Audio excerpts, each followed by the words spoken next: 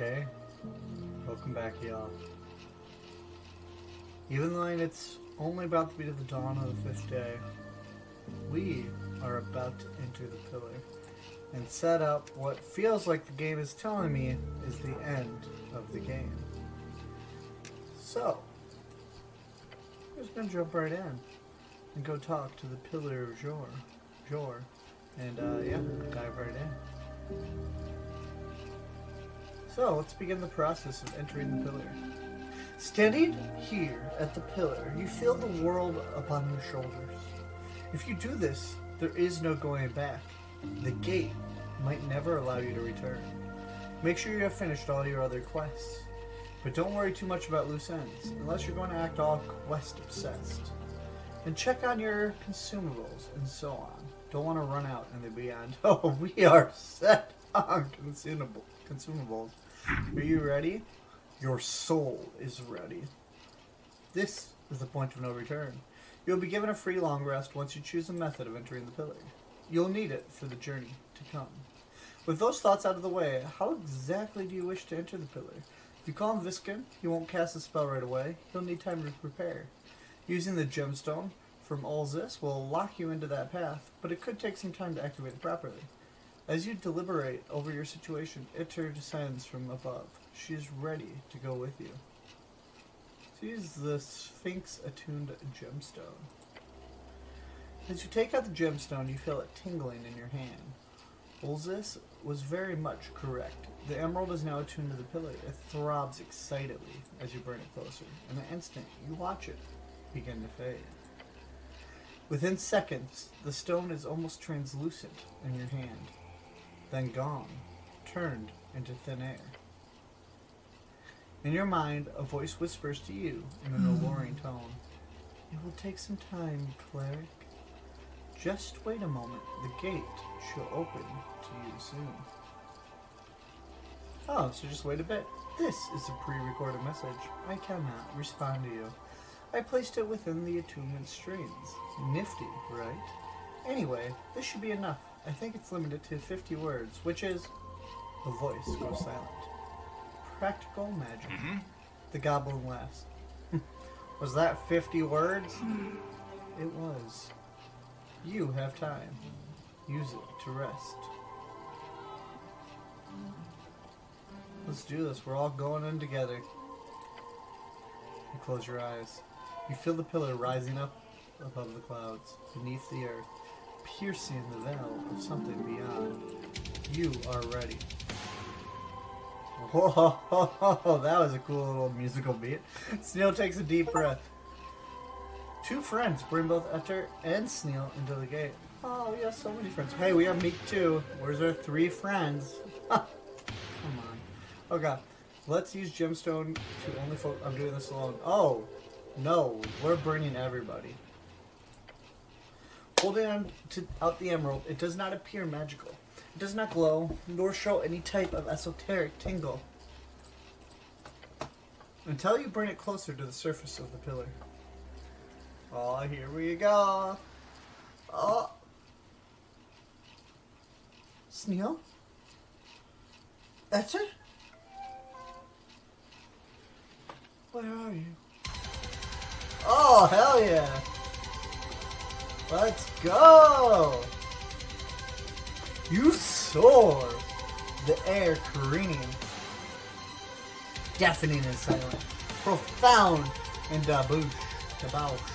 It does not stop. Let's try to scream, but a force too loud. Attempt to move in the direction of out. Do anything, and you join in further. Dribble, drilling, catching, burning. All senses alert, no chime to guide. A scarf grips you, an angel is close, a goblin clings to life. You are on a path carefully closing, quickly cutting, violently pressing. There is a calming pressure rising. Huh? Your earthly organs compromising, flesh to steel. Each orb and robe so gently breathing. Your mind is dying. An interconnected disbelieving, see it just beyond, just like a bell begun to ring. Oh, oh no, the path is yours is just a string. Until one. Until one. Until one.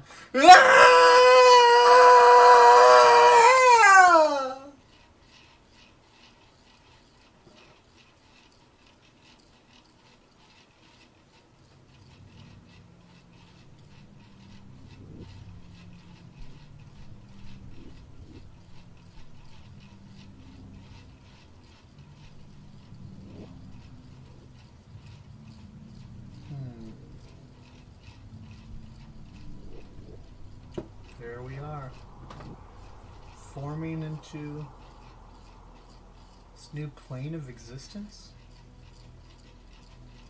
Where's our buddies? Endless. Look around.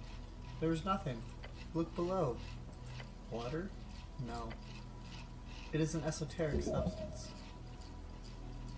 Philosophism. Look at yourself. You are whole. You're shaken. What did Master do? This is... Your scarf crawls back into itself and does not say more. You must begin. Seek what you are meant to find. Okay. Buddy. Sneal, I need you, buddy. It's 75-27. Sneal, you see? Sneal, we need you. Enter! Up, it's 0416 now. Ooh. 9001. Wait, if we walk back, will it... No, okay. I was like, maybe this is a clue, some puzzle of sorts. Guess not. 7020. Wait. What's going on here? While we walk forward, one foot in front of the other.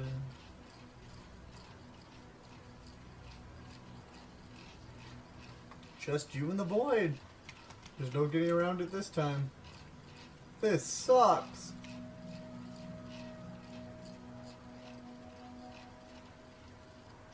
It doesn't suck. This is life. 1816. Fear. Deep. Your stomach churns with the primal dread. Oh, okay. Whoa. Look at all these little lights. Wow. The beyond stares back at you. You feel everything and nothing. This sliver of light balanced by the esoteric surface. Follow it. Already doing it, bub. Calculate. Process. And find the pattern. You know the beyond. You can conquer it.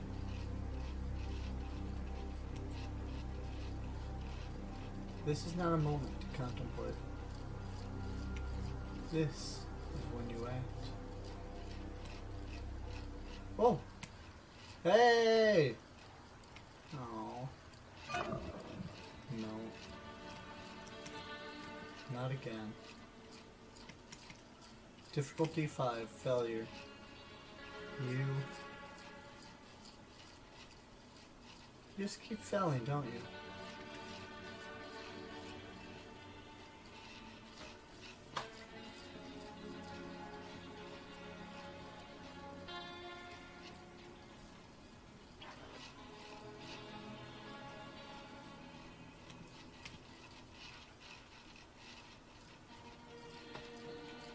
Oh damn, that is beautiful.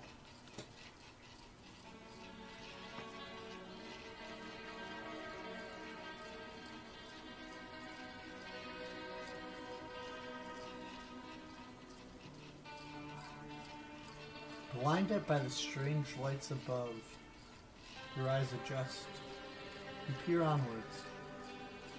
In the darkness, you see a pillar of light. Something beckons you forth.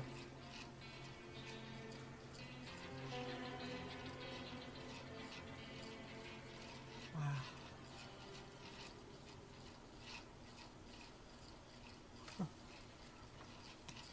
Such great design. Wisdom, do you see success? All is not lost.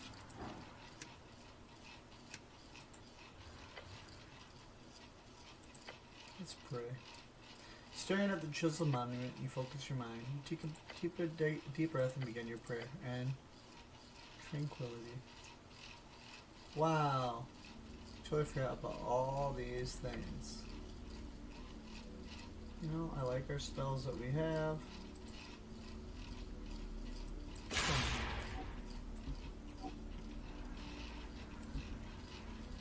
feel like we should just be using a bunch of spells, right? Like, we might as well use Bless. Then we can even give ourselves an incense just to get that spell. Oops. Back. Why not? The cobbler. Oh, I forgot how to behold him. Oh well. The old man works on the counter, tiny hammer one hand, boot in the other. Hello. He gives you a glance and polite nod. Then he keeps working, still focused on settling a strap from the boot.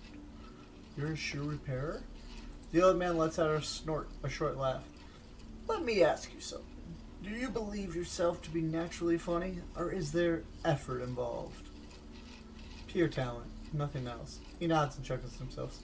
I'm a shoe repairer, yes, a cobbler. What are you doing here? Work, mainly. He is at peace. Is it fun? Honestly, yes. I enjoy it quite a bit. As long as there are feet on the ground, there are shoes for tending. That is what my father always said. Why is he talking about his dad? Sure, but what are you doing here? The old man mumbles a few words to himself. I'm afraid that question has far too silly an answer. He grabs the chain to rip some leather off the sole. I think it's best I can tell you is another saying. I think the best thing I can tell you is another saying to my dear old father. We're nothing but the worst parts of our parents, with a splash of random ego. With a smirk, the old man then leans in and says, You read too many books. What are you working on? A Legionnaire's boot. Not the enchanted kind. That won't fall apart this easily. It needs a sole replacement. New studs and hobnails. You know much about boots? No. Nothing at all? I wear them. Look, start your feet. Ilum. Interesting choice. They're temporary. They're temporary. Normally I wear Yorthgard standards. Good. I'm not sure what those are. Some type of magical elvencraft. Not my forte, I'm afraid. He points at his hammer. He points his hammer at you and says, You know those. They want to send you out in nailbacks originally. Nailbacks! Could you imagine? Blisters. Such a shoe enthusiast. The old man shakes his head and clicks his tongue. Thank Till for soft striders. Interesting. The old man speaks of an old god. Yes, from before the journey west. When our people's homeland in Old Demonor was destroyed by the Arcanus, we left the old gods behind. Only a Viking would invoke them. Where do you come from? Not for money, nor greatness of any kind. If I had to extract some source, one point of origin for myself, that would be just a small, unfortunate village on the coast. He grabs some fresh nails from a bucket under the workbench. I was born to do this, he says, and hammers one of them into the bottom of the boot. Good, fair, decent service. What are you voting for in the election? He keeps working and doesn't answer your question for a while. Then he mutters, There's no perfect choice out there, is there?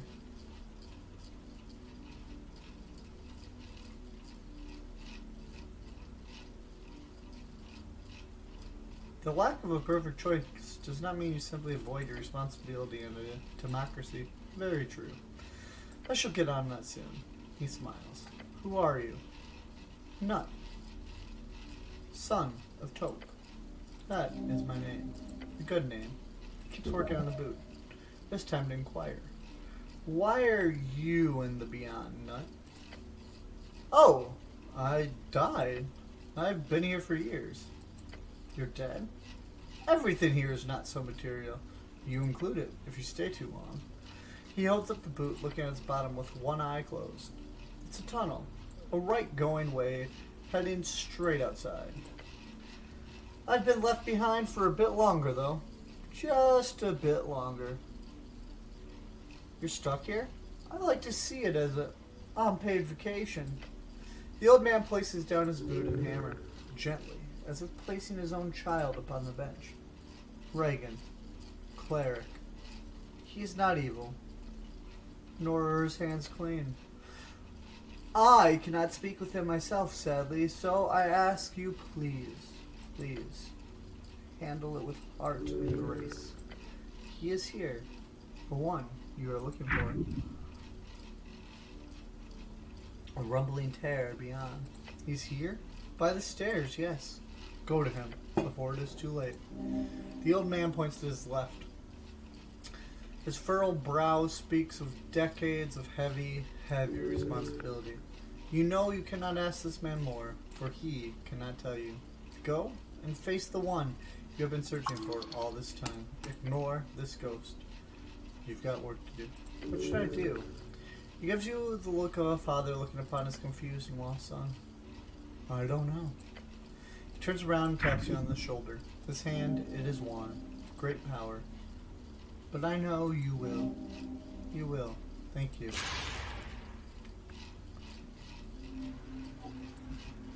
Wow, they're even giving us a little shard.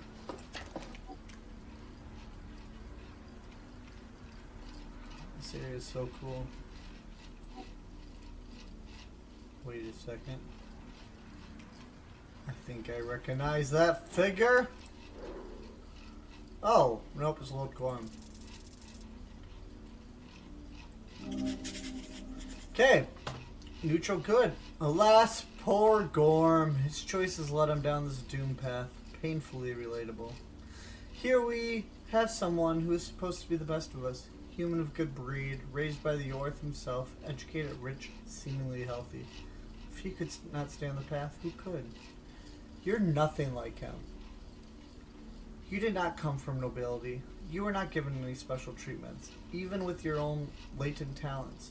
The only thing you have in common is your willingness to throw it all away, to throw yourselves against the meat grinder of time. But you will not be minced. Your sinewy nature will grind to a halt. The farm boy will live past Ragnarok. The hero's bones will break upon the pavement. Gorm also has a bad shoulder. Exploit that. Also relatable. Brother?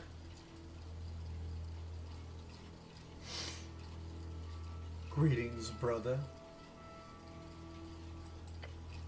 He bows before you. My name's Gorm, Skelderman, loyal servant of Yorth. I need your help. You see the writhing corruption upon his arm. It causes him to shake. Lord Gorm, touched by the void. So that's how it is. Explain yourself. The first paladin performs a perfectly executed fist-on-chest salute. As he does, you notice the longsword sheathed on his hip, the flame tongue, one of the great swords of Norvik, passed from paladin to paladin. The state has fallen, brother, he says, and lets out a crackling cough. In my grief and anger, I have made some egregious choices. Choices? Are you talking about a tea shop? Among others, yes. The broken man lifts his helm, revealing a rugged face covered in layers of sweat and ash, a memory of a man. Gods, he says, pressing his not-as-bound hand against his brow. It should never have come to this. Sorrow in his eyes, meeting your gaze. How many years have you served? 5 at the towers. Then you know well the particulars of Yorthgord politics. Aksam was struck by the feeble mind spell over 3 years ago. What? He is hidden away in his palace armor for all this time. The Lord Patriarch? Yes. The city is now a headless chicken, run by our cabal of magistrates. On a cursed evening 3 years ago, the leader of Norvik was as good as assassinated. They decided to keep it a secret. Their reasoning was simple. It was for the security of the city. Without Yorth, we have no protocol in the transfer of power. None revealed to the public, at least. Have you seen Lord Exum? I have. I was one of the few to be granted an audience about a year ago. Our Lord Patriarch is lost in his own mind, No restorative magic takes. None we are able to muster, at least. It is at times like these you imagine the small folk cry out for the power of the arcanes without this mess. Hold on, are you sure the Lord Patriarch isn't just old? That's what most people think. That reasoning is why no one questioned his absence. However, Axum was a shrewd man and a hell one at that. He would eventually be taken by age, of course, but not like this. This was the sudden and total and eclipsing his mind. Foul magic at work. Who knows about this? Few. The magistrates, some of the patriarchs, all of them sworn party officials, including me, despite my lower status as a paladin, is a tightly guarded secret. They are sworn. They cannot speak, even with this evil going on. And none of them have told people they cannot, nor can I. Why do they keep it a secret? They said it was considered dangerous for him to falter after serving for so long. Better to hold up a puppet until the election. Or that is what they decided. I was not in that particular smoky room. Who cast the feeble-minded spell? Enemies of the state. They broke into his manor at night, and then they got away. The magistrates pointed to the cultists. I went looking. I was unable to find any proof of such activities. Why are you telling me? Huh. Well, why are you here, brother? I believe those two questions have the same answer. Well, what do you mean about the transfer of power not being revealed? It was kept hidden. He left a will. Of course he left a will. Yes, he did. Yorf's legacy, his instructions. The magistrates and the Lord Patriarch were provided with guidelines for the eventual death of Exum. How did you see these guidelines? I found them in Exum's chamber when I was allowed to visit him. It was as if the old man was guiding me to them, even in this feebled state. Or someone was. Tell me now. He grabs his corrupted arm to stop the twitching, then he speaks in a regal tone. Upon the death, or at the behest of his lordship Axum, a provisional government will be declared. He closes his eyes, reciting the words as if they were scratched onto the back of his eyelids. This government shall have 2 years to oversee an electoral process, at the end of which a permanent government chosen by the people shall be enacted. This provisional government shall be headed by 2 individuals with shared power and responsibility to provide full suffrage for all citizens of Norvik. The first individual shall be elected by all active clerical patriarchs within 7 days. The second individual shall be elected by all active guild union leaders within 7 days. He opened his eyes. 1 cleric, 1 is Gallus. Yorf's legacy. If either of the provisional electoral processes fail, the individual will be chosen via random lottery at the end of those 7 days. Sounds fair? Random lottery. Is this a jest? He coughs. The instructions included more details, of course, but this is what Yorth wanted from us, brother. This is what Axum wanted. He was going to step down, retire, to enact this final will of our glorious God. So that's why. That's why they feeble-minded him. They could not let Yorth's will pass. They could not let go of power. Those corrupt bastards. Yes, brother. That is what they are. Know this. I read Yorf's legacy, his latest will, over a year ago. Axum was targeted 3 years ago, right as the election began taking shape.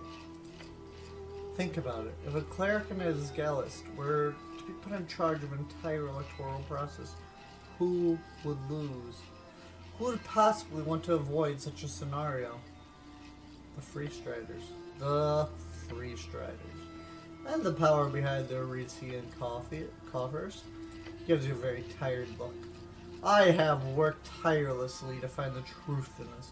I used my privileged access to archives, party meetings, documents spanning all districts, the ability to investigate all magistrates without alerting anyone to my intent. Turns out the answer was not so hidden. What did you find? All magistrates have deals with the Ascani Reeds Trading Company.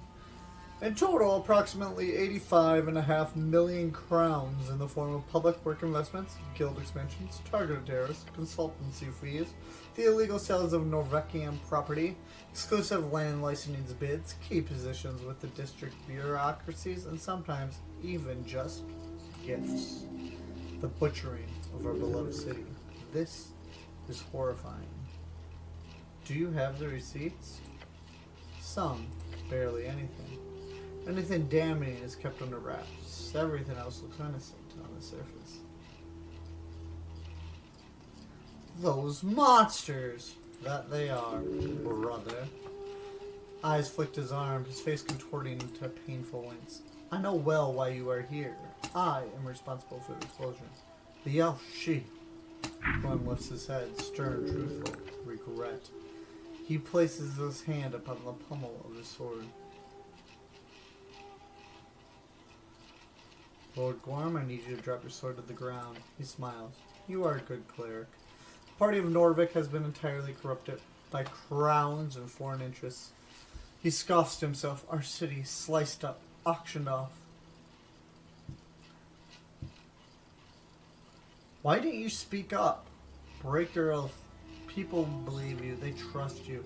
Brothers, my oath is not one to be broken. I swore my life to the party. There are ways to get around it. Not this oath. If I speak to the press, if I spread rumors, if I so much as mention their foul play to a beggar on the side of the road. He laughs. Nearly tears in his eyes. My body would reject the words, as my soul would reject its vessel. My life forfeit to the whims of this fallen city. His head falls, his shoulders heavy. The burden, the weight of this curse. Nevertheless, a real man would have been able to break it. Lifting his head, his jaw clenched, one hand gripping over the other. I should have been able to. But the fact he is telling you this tells you his soul's already lost to this dominion, to the beyond. But here you are free to speak. Yes. The oath is not broken, I can feel it, but here Yorf does not watch me. Here he does not see what a monster I've become. I wish he never does. What did you do? He lifts his mutated arm, the flayed skin pulsating around vein-like tendrils. I sought out the aberration. We all knew he was there. Everglad was never considered a threat. Down in his flood temple, nor were his warlocks. I did not imagine he would so easily give me everything I needed. Terrible, terrible power. He clenches his mutated fist. A god never dies, brother. They simply fade from our world. That much was clear. When I watched him go, that means, with enough power, with the correct esoteric ritual, I can return him to the material reality. I can bring back our God, a divine resurrection. The nature and rules of walking gods are not strictly defined in any academic circles. Be wary of anything this corrupted paladin tells you. That's not possible. It is, brother. I can bring him back. There's nothing but pain in this statement. Whether he speaks truth or no, it does not matter anymore. He is on this path till the end. 1,400 pounds of silver, branches from 5 trees, grown on the soil of his birth. Diamonds, carrying a worth of 100,000 crowns as per the last material break. And Paladin bites down his words. It's all ready. I have it all. An overwhelming value. Even for high-tier resurrection. For a god, this could very well be a reasonable material cost. What makes you so certain it even work? A vision, brother. I know this is far-fetched, but here in this beyond there are no limits to spellcasting. The rules are different, wilder. There is an esoteric freedom. I have seen into the depths of this place, and all that time I've spent here. I know I ask much of you, brother. I ask for your faith. faith in this spell and in me. But I swear, North is here somewhere. Close. I can feel him watching me, giving me these visions. You don't sound like you know what you're doing. No, I realize that. I both look and sound like a raving cultist. He flexes his mutated hand with another wince.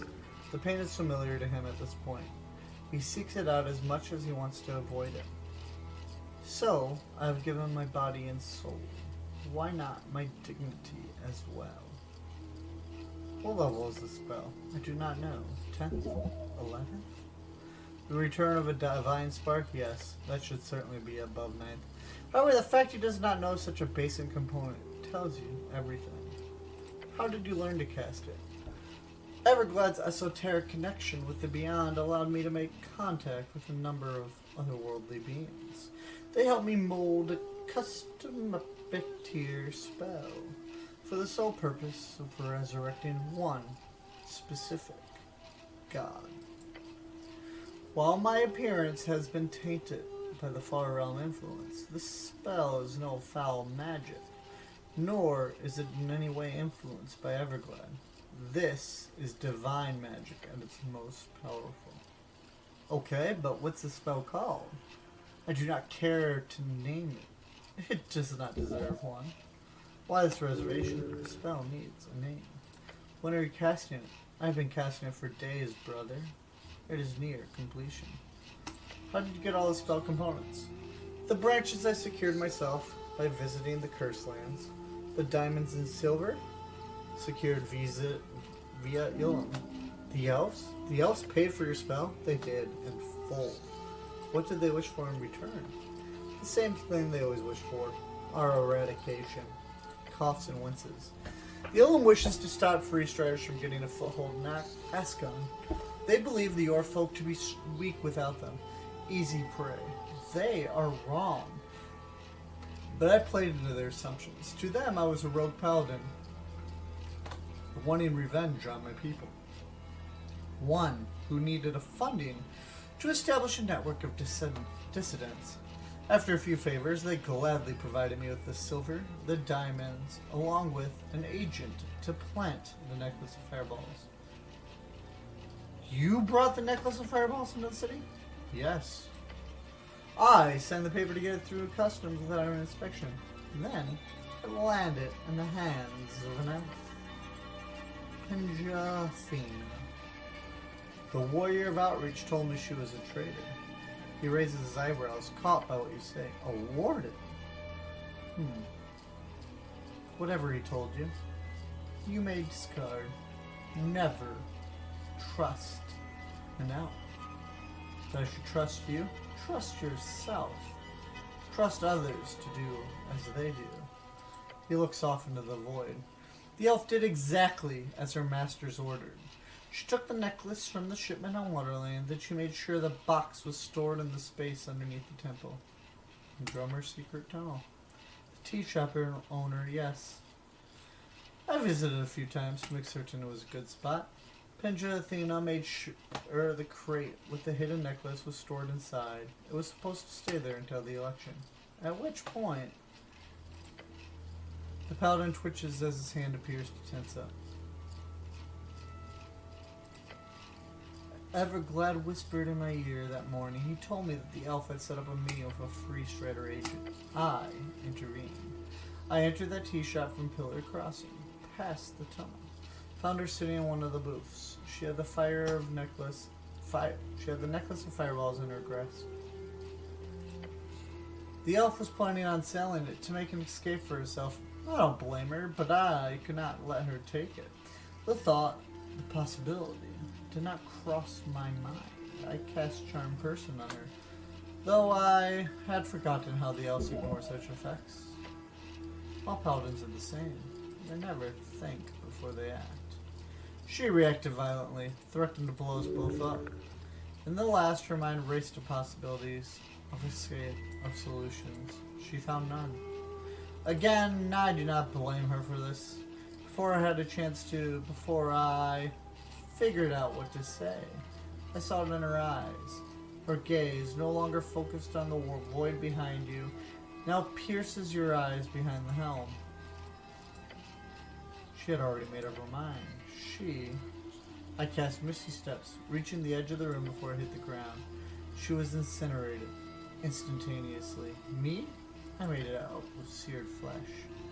Closes his eyes. She did not suffer for little it's worth.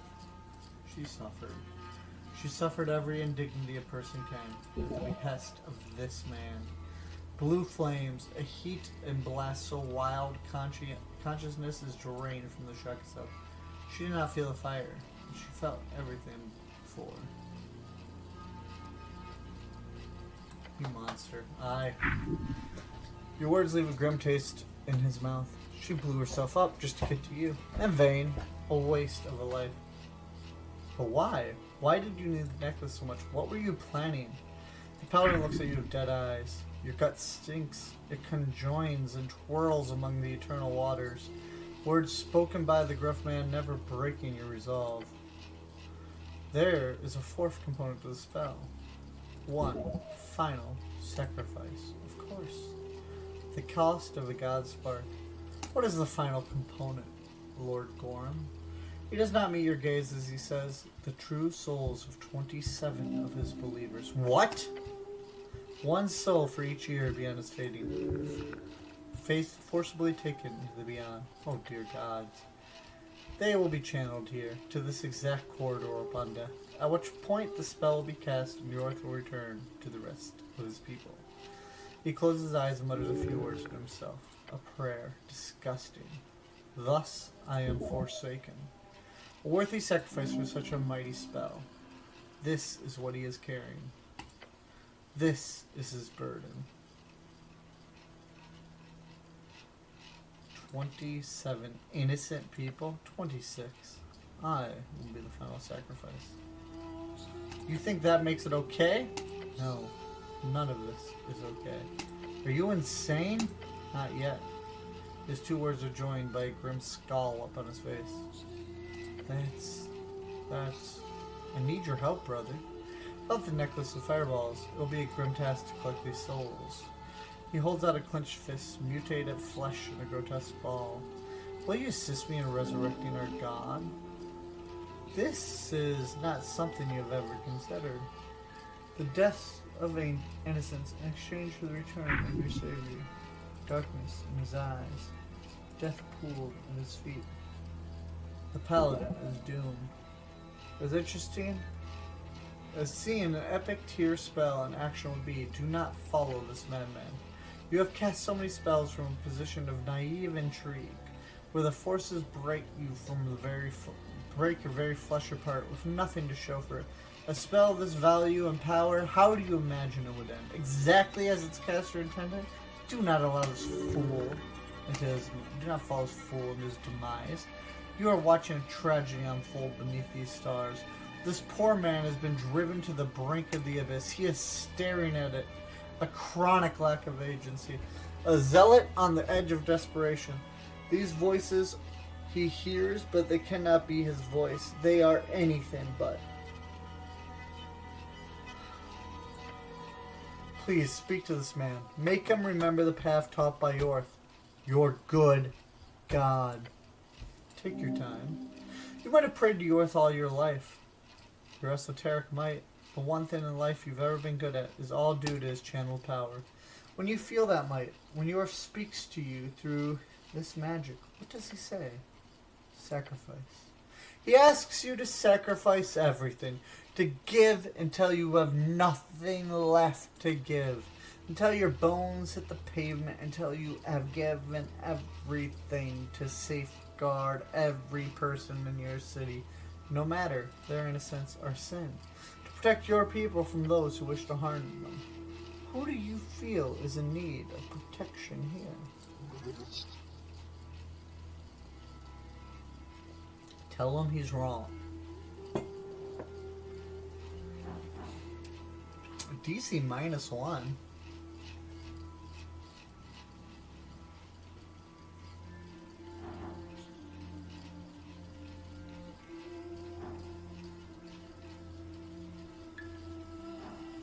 Try to understand him, which we can't prevail.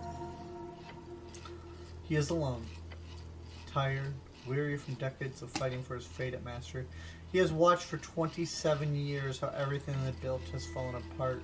The paladin wants to save his people by casting himself as the villain, by destroying innocent lives, despite the pain it causes him.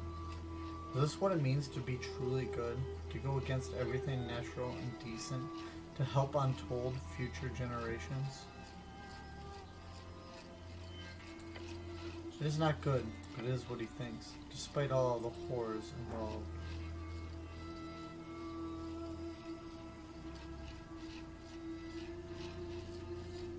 You want me to kill 27 random people? No. Dwarf folk only. The spell does not consider their personal belief as much as their folk tale. Any human living in Norvik will do. Please do your best not to hurt anyone else. The goblin population of Tolstead especially will have to be avoided. Let us not shed their blood in vain. I don't think Yorth wants his people to die either. Of course not. Yorth taught me everything I know, brother. He was a father to me. If he were to see what I have planned, he would kill me on the spot. The paladin gives you a solemn look. Even still, I pray you see exactly why it must be done. This is terrible. Oh yeah, it's awful. Sounds reasonable, which is the worst part. It's impressive.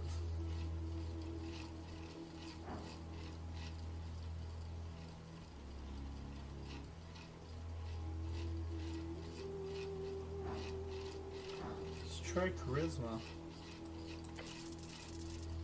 We did it. Right, it's time. The final time. Time to show him who's the best. The best at winning a dialectical debate! There's another way, Lord Gorm. Pray tell, brother. He's giving you a shot here. Don't fuck it up. I've spent countless hours arguing with myself, thinking over every possibility. If you have a solution, I'd love to hear it. What if we find a cure for the Lord Patriarch? A cure to feeble mind? If you did that, you could be our new God King. True enough. Sadly, it will not happen. Not while this ebb is in place. Now that I know the truth about the magistrate's coup, I could help you spread it. We could still enact York's will. Yes, that could have been a solution. I hate myself for not thinking of it sooner, when it was plausible. But now my reputation is in ruin. The election is now, and power will change hands.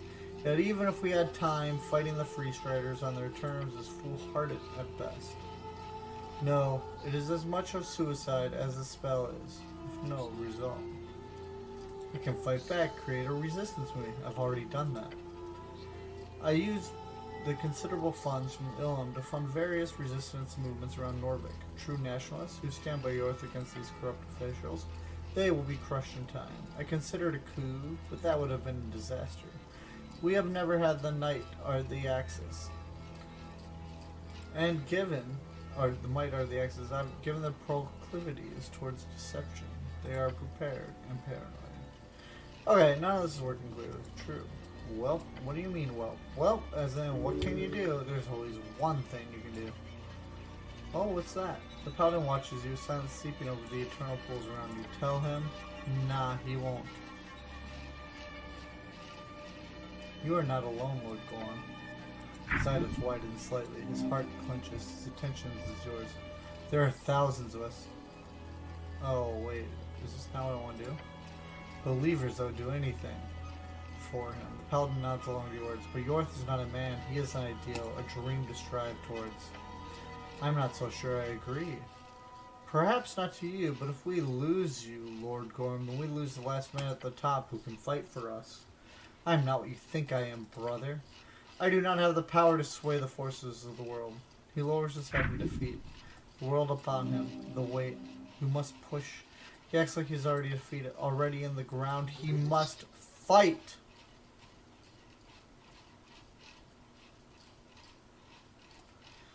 Stop acting like you're already lost. You cause him to jump upright. Your words piercing him. This is pathetic. You lower your moral standing for what?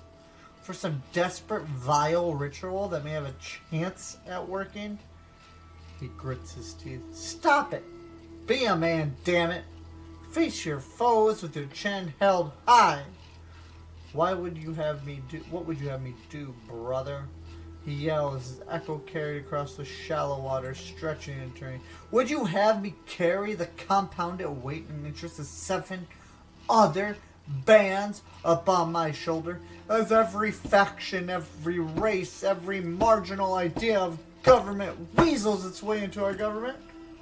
To our city, there is no stopping them. The parasites of foreign capital are too fast in suckling our people dry. Their fangs too deep in our necks. Hey, I don't know why I'm going. Oh, it's been a long day. He takes a breath, shocked at his own outburst. I cannot envision a world where mortal men defeat such evil. A man full of nothing but regret. A man scared of his future. A man, a tragedy. He believes you, yet he cannot stand down. Not now.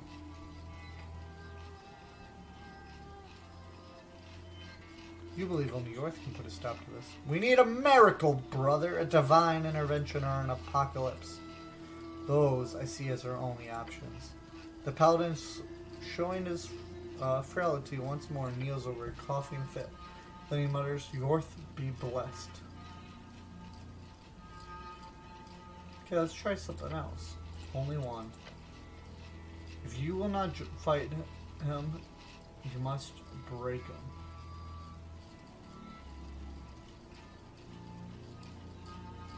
What's wrong with your arm? Paladin clenches his claw-like tendril. His flesh is constantly burning. I reached into the sap of the boundary tree. It gave me a permanent hold onto the strings beyond, an awesome power to wield, a terrible price to pay. Everglad merely opened the path for it, but this was the only way for me to truly gain the power fit to rival yours. Even at the cost of my flesh and soul. Horrendous. Heretical. Fascinating. I think the simple paladin managed to soar so high. His descent will be a great case study.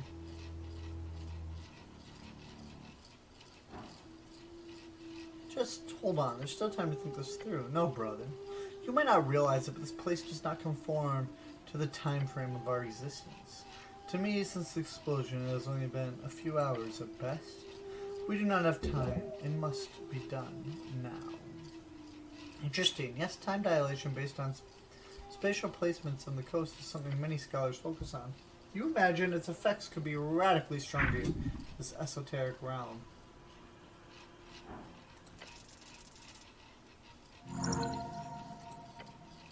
Paladin is not broken. He knows exactly what his god is.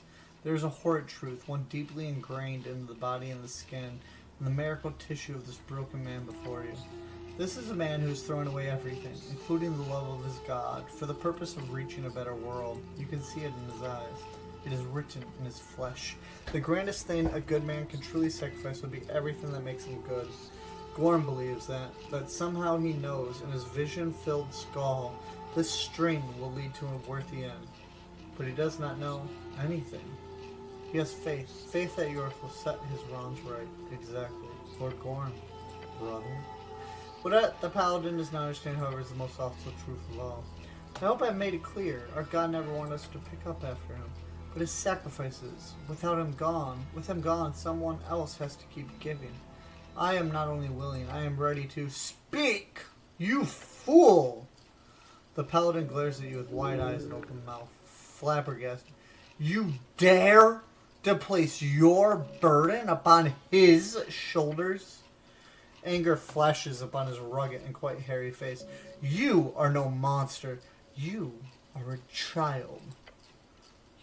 A child running to his tired father when the going gets tough. A father who gave him everything.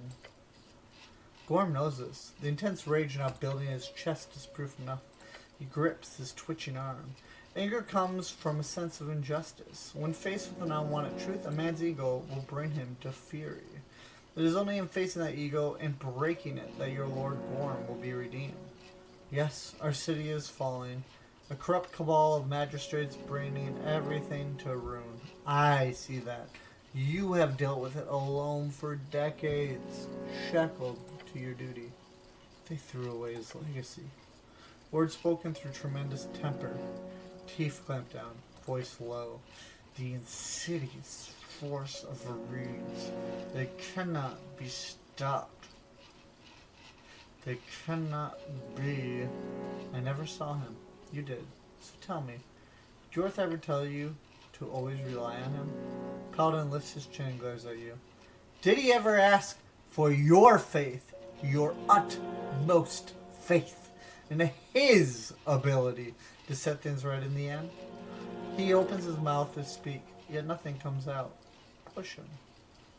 Did he? No. The word snakes out of him, his face growing paler by its presence. I'm only interpreting what I've read, but I always assumed he asked us to be men. Real men. Who would make it through every horrible challenge, every lonely night, every excruciating humiliation. He is. Paladin cannot form the words. He is left standing on the brink in silence. I don't believe Jorth might taught us to kill ourselves so he could put the world right. I don't believe that for a second. He shuts his mouth. He does not look at you. What did he teach us, Lord Gorm? Sacrifice. He taught us to give everything to set the world right as we could. Is that not what I'm doing, brother? You are sacrificing your goodness. For what? For an even heavier burden to be placed upon him? Even if everything in your spell goes off, with every esoteric mishap ignored and his divine sparks return to the coast, the earth would be saddled with everything you leave behind. This is not, he would alone, Lord Gorm. He would be alone against this terrible fate. Paladin stares at you, stares at the reflected stars beneath his escape. Alone. This is not a sacrifice, it is vengeance.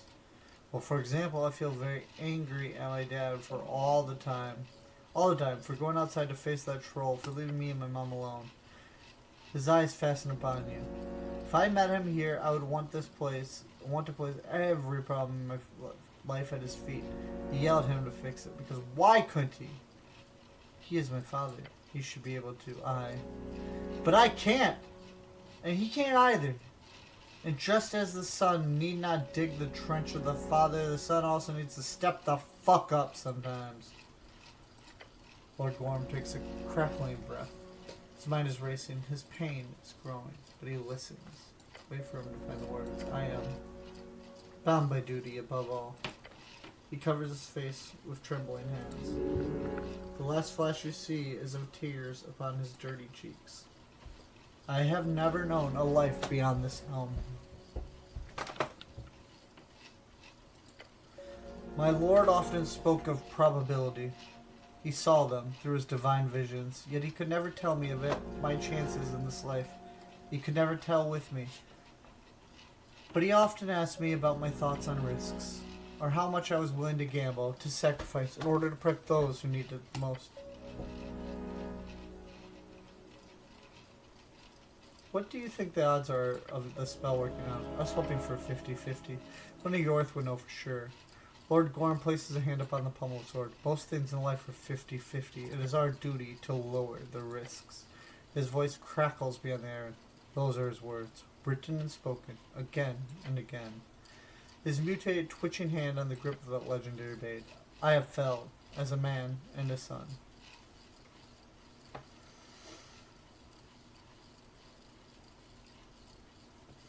You can come back from... Oh, no, that's not what I wanted to do. I wanted to say you can come back from this. He bows his head towards you.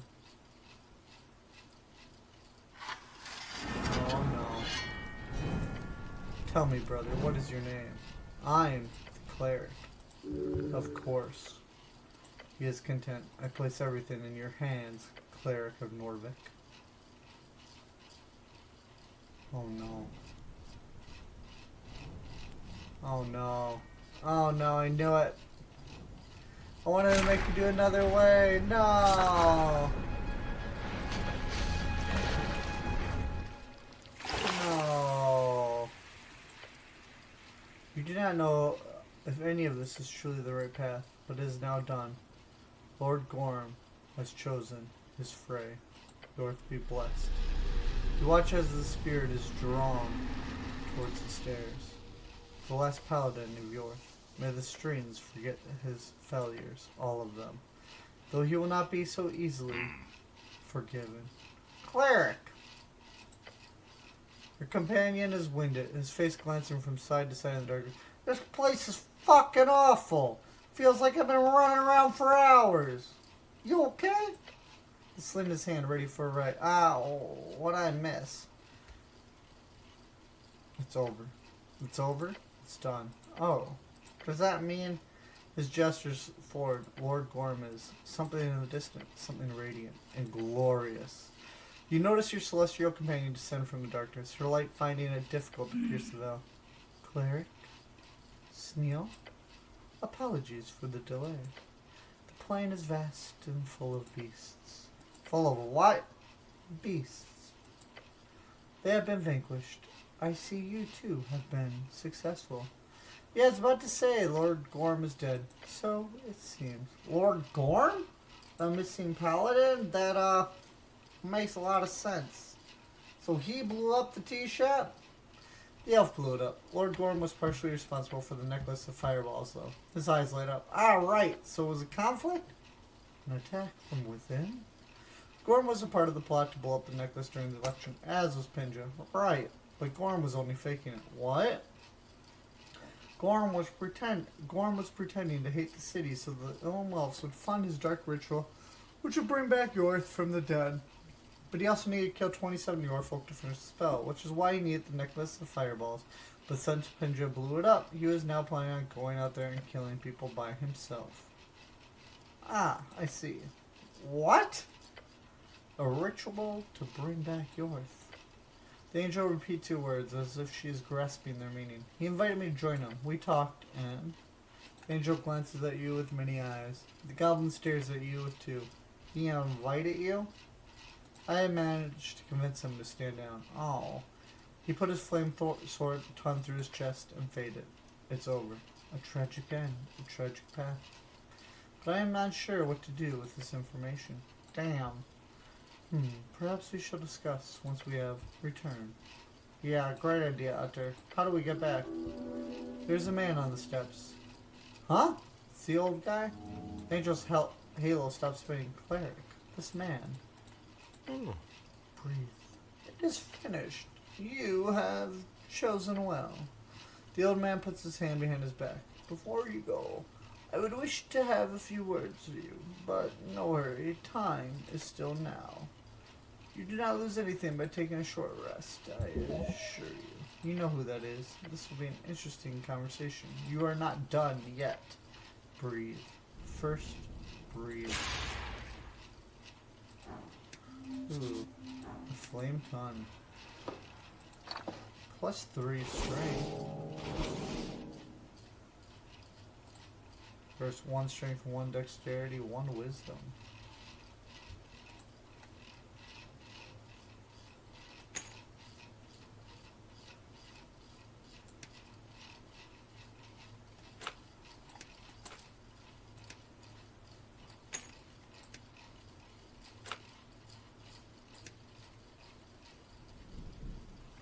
Oh, it does look cool. Okay, I'm gonna save real quick. I need to run and get some water and stuff, so I'll be back in a little bit. No, I do not want to delete the save file. Save it twice, right? Okay, there we go. We gotta talk to the cobbler next, which we'll do in a little bit. I'll be back, yeah, and go get some water, make some dinner, and then I'll finish recording later. I'm back, and we're back inside the pillar. Just had to take a break for like 30 minutes there, make some fresh tea. Can't go wrong with that. And now we're going to talk to the cobbler again after Gorm has taken his own life. But this time we're actually going to behold the cobbler. So, level 20, cleric, cobbler. There's a sadness in his voice. The type born from years of watching your children go astray. You do not believe what he's showing you, yet you do not wish to even entertain the thought of dismissing the image of his kind smile.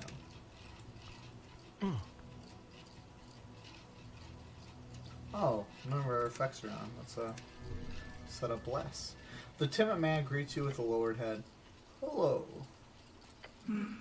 Etter's many eyes appear to be spinning quite fast. Sneal shrugs in your direction. Is it safe now? No, not safe. Still in void. Meek turns back in his scarf. Hey, he meets your gaze. The road has been terrible. All due to my negligence. Eyes filled with regret and confidence, both. It is not his fault. He did his best. Huh. Why is he talking like he's the one who... Who are you really, not? You know this guy? He wipes some dust off his apron. I ran into him before. He's a cobbler. Right. A cobbler. I'm sure there's lots of shoe emergencies out here. He shakes his head. I'm afraid there's no good way to put this, but I shall make it clear to you. I swear on it. Well, you better explain it quickly. Not sure any of us should stay in this spooky hellscape any longer than we have to. You are very correct, Sneal, he says with a smile.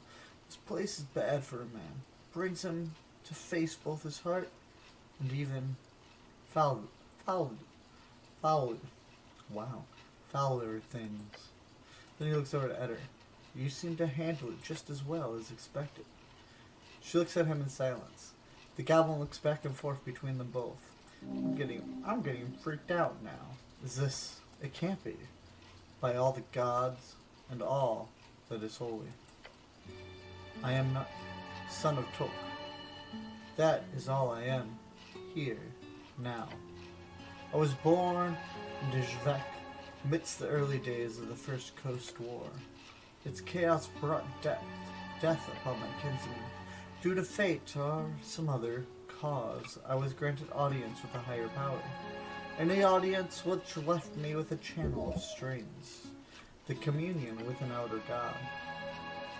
All I knew at this time was the inescapable risk of staying in those lands.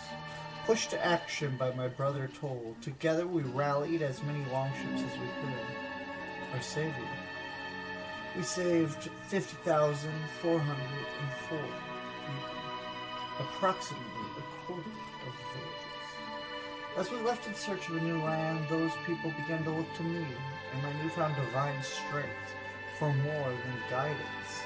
They gave me a name from the old world sagas, one steeped in bygone mythology. Your, my lord, look upon your god. They called me your hammer of fate.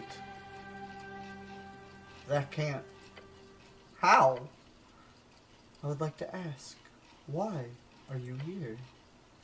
He lowers his head once more.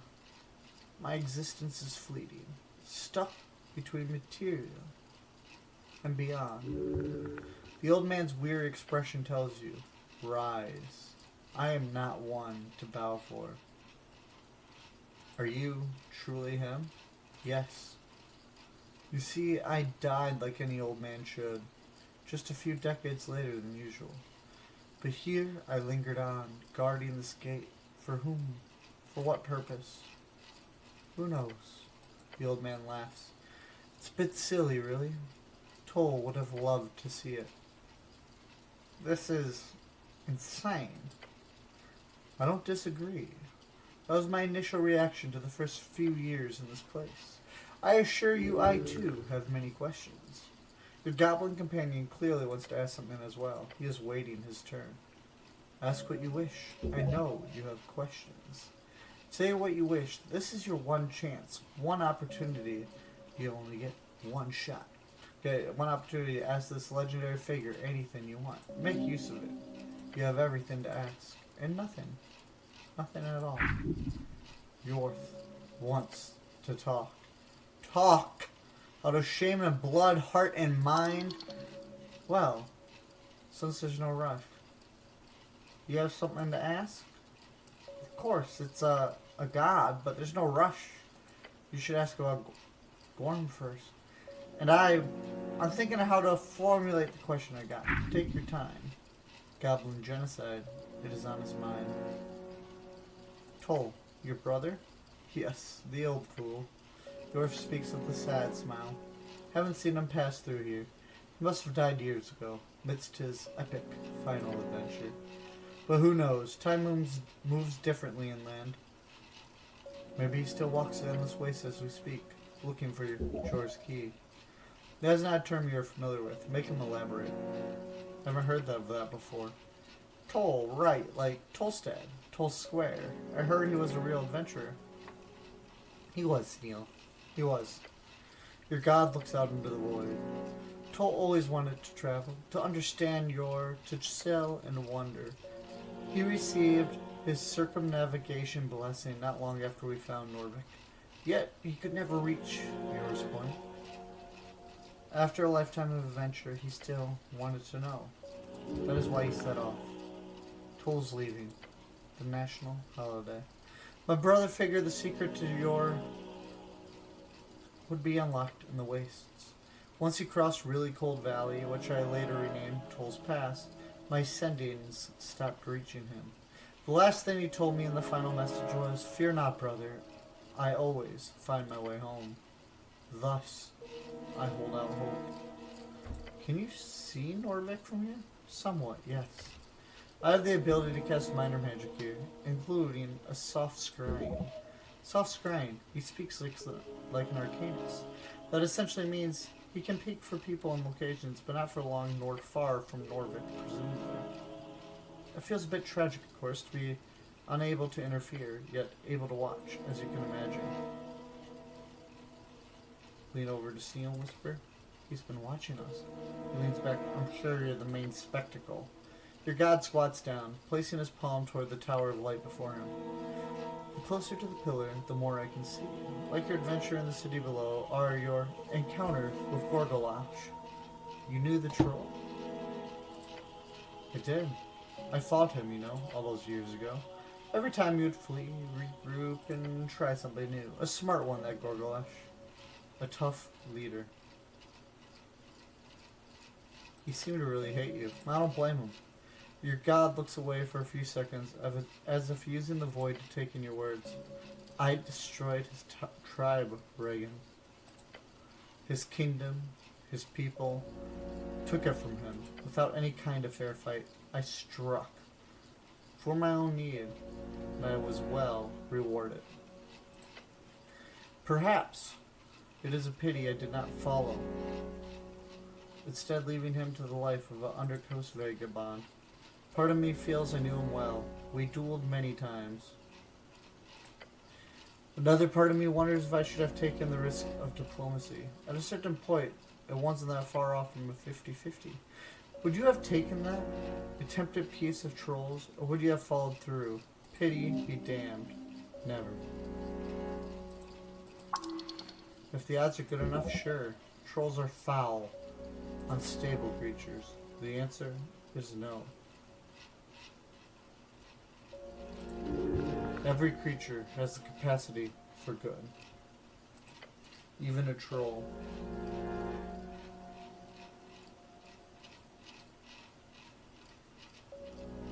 I'd take that risk. Anything to avoid unnecessary death.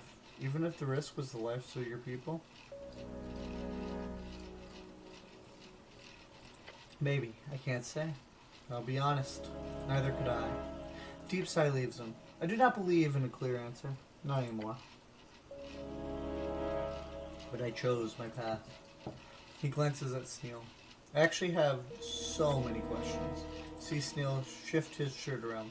I have a few questions of my own. You go first. We have time. Your god aims a pair of finger guns at you. Shoot. Ask him. Ask him about every possible conflicted force in the known universe. About nationalism and fascism. Yeah. Is nationalism fascism? No. I do not believe it is. Clear answer. Why? Fascism and nationalism are overlapping ideologies. One is the fairly new idea of a United Nations state, whether by culture or folk type or anything else. The other is, he squints, fascism is Really bad? It seems a bit moralistic. I was often called a fascist, as are you, at times for good reason. But when I read those books from Reeds, I never particularly identified with it. They seemed to hate liberal ideas, while I was always quite fond of egalitarian pursuits. In my dictatorship, I took many cues from Asgal himself. Hells! Gar's Rubrin was my brother. He taught me wisdoms beyond my years. Then there's the fetishization of violence. This is a man who justified multiple genocides by saying that they were for the greater good. Isn't that fetishizing violence? He acts as though by wringing your hands enough there will no longer be covered in blood. Makes me think of an angry young man, left powerless, someone neglected by his village. Obviously, he would lash out. Fascism seemed to me as nothing but a response to that powerlessness, especially one grown in the wake of the First Coast War. If anything, it taught me not to take it lightly, to make sure each new generation of men in Norvik were given exactly what they needed. Discipline, challenge, and a God who does not conflate strength with violence. Truth. That's a lot of words to say you don't want to be called a fascist. He looks at you abruptly. Yes, well. His head tilts back down. Shame and regret. Whether he had lived during your time or not, it would not have mattered. What does the red eye mean? You mean the symbol we used? That was adopted from existing symbolism. Ah, yes, that makes sense. I see. You would be one to figure that out. I never meant to build a religion, you see. But when we conquered a city full of ruins with that red eye all over the place, I think it was Egg who came up with the idea, called it Yorf's Red Eye. Turns out, it was an albino lion warlord who held the ruins sometime before the trolls took over. A one-eyed albino. One red eye? The old man points at his very much dark eyes and laughs. Worked out fine enough. Allowed us to spend more time on public works rather than shrines. How's strength not violence? I wonder. True strength, in my mind, is your capacity for enacting violence, measured against your ability to never have to. In any sense, this applies less to violence and more to any form of competency. A real man makes the best of himself, no matter what that looks like. He does it for himself and for the benefit of his tribe. Does that make sense? Or God just asked you a question? What if that man makes himself into a competent weapon? What if he performs evil as that weapon? You ask for strength, not goodness. True strength is a tool. Real men come in all alignments. Take you, for example. You wield magic beyond compare. How long does it take the average wizard to memorize a new spell? Just copying into a spellbook? A wry smile on his face. Hours per new spell. And you do it in seconds. That's no trick, nor is it any talent. Perhaps you have a knack for the esoteric. I won't argue against that. Think about those sleepless nights, those years you prayed and studied and read. He smiles. This is what you are now. This is your calling. This is exactly where your people need you. Why would they need you? I know it feels like you say the wrong thing every time, but he glances over at Etter. My father, a man of many idioms, once told me, you don't have to be anything but the best of you. The rest, the village, takes care of that. He must have gotten it from a book. Are you really a god? He shrugs. I have the same power as all those big shots in the divine era. Make a god of me or not. It is a banner I've carried for the sake of unity. If that banner ever grows useless, burn it. Let something new rise from the ashes. Humility is the sign of a real man. Divinity or no. Not a god, just a very powerful man, clearly. A god, a spirit, a memory. Remnant. I pray to you. Yes, you do. You cannot always hear it clearly. It's a lot. But I hear yours. That, I promise. Your heart feels warm. How do you grant us clerics magic from here? As you've been taught, I channel the divine through strings.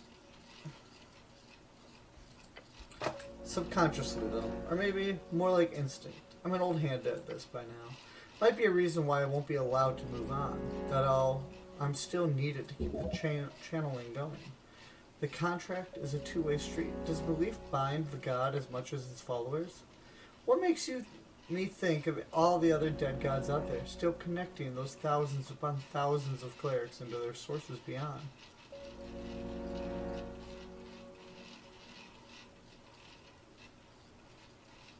I'm sorry. No, don't be. I'm happy to fulfill my duty here. It keeps me sane. But I wonder if the Mender feels the same, or if Lady Fair holds down the fort in some other tunnel. The implications here are quite intense. I wish I knew more. Once I am forgotten, maybe I'll get to see through this gate, to go wherever souls go once they pass. Deceased people who are resurrected do not remember anything in death. Maybe there is nothing beyond. Through the gate, I must lead to the source, to the gods truly beyond. One day you might gain that knowledge. For now, focus on the material. That will set you free. I think I need to ask something even more important. Yes, you do. You want to ask something, Etter? No, but I have something to say. I understand. She grips the pommel over, so speak your minds firstly. I will bide my time, as I have for many years. She is angry. I need to ask you about Lord Gorham. He takes a few steps forward, an imposing figure. Yorth. Just an old man. But despite that, you see, he's also strong as hell. Gorham. His eyes focus on the ground where he stood. A man of principle, a bright mind and whole heart. I loved him like a son. His face contorts into a deep frown. It broke my heart when I saw him descend into such a way. You couldn't stop him? Sadly, I could not reach out into the material in any way. Not to him. Not to you. I cannot say where his mind was, but I know his heart was placed exactly where I had taught him. Selfishly, he would give himself to any cause. Unfortunately, he proved my teachings terribly wrong. His pain. Yorf did not possess the ability to interact with Gorham in any way. He did not know you were present. He did not. I could not stop this channel of magic to my clerics and my paladin, no matter what. I cannot even destroy myself. For whatever reason, my soul here is muffled. I could not communicate with him or anyone else on the material plane. He's telling the truth. His truth. Why would he lie? He's got nothing to lose here, exactly. He's going to kill 27 people. Yes, he was. It's important to remember one simple fact. Nothing he did was evil. Everything he did for an ideal of good. Just like I taught him. He turns around and gestures towards the stairs, so you cannot see his tears. Look how it ended. His bones hitting the pavement so furiously. Tears of regret. And I thought I knew everything at one point, as if I had somehow unlocked the truth of life itself. It was so simple. Your god turns back to you, his eyes tinged with red. Goodness alone will bring the world to evil. The words of an arcanist, I believe. He's quoting Prax. How conflicting. But Gorham spoke the truth. About what? He wipes a tear from his cheek. My legacy. Norvik is under siege. There is a conspiracy of free striders. The magistrates are bought. The Asgals are undermined. The Golden Horde seeks to occupy the clanlands within a decade or two. The Mender's cabal funnels riches to rebels in our lands. And by will, the plan I created to keep peace and transition into a democratic government was suppressed.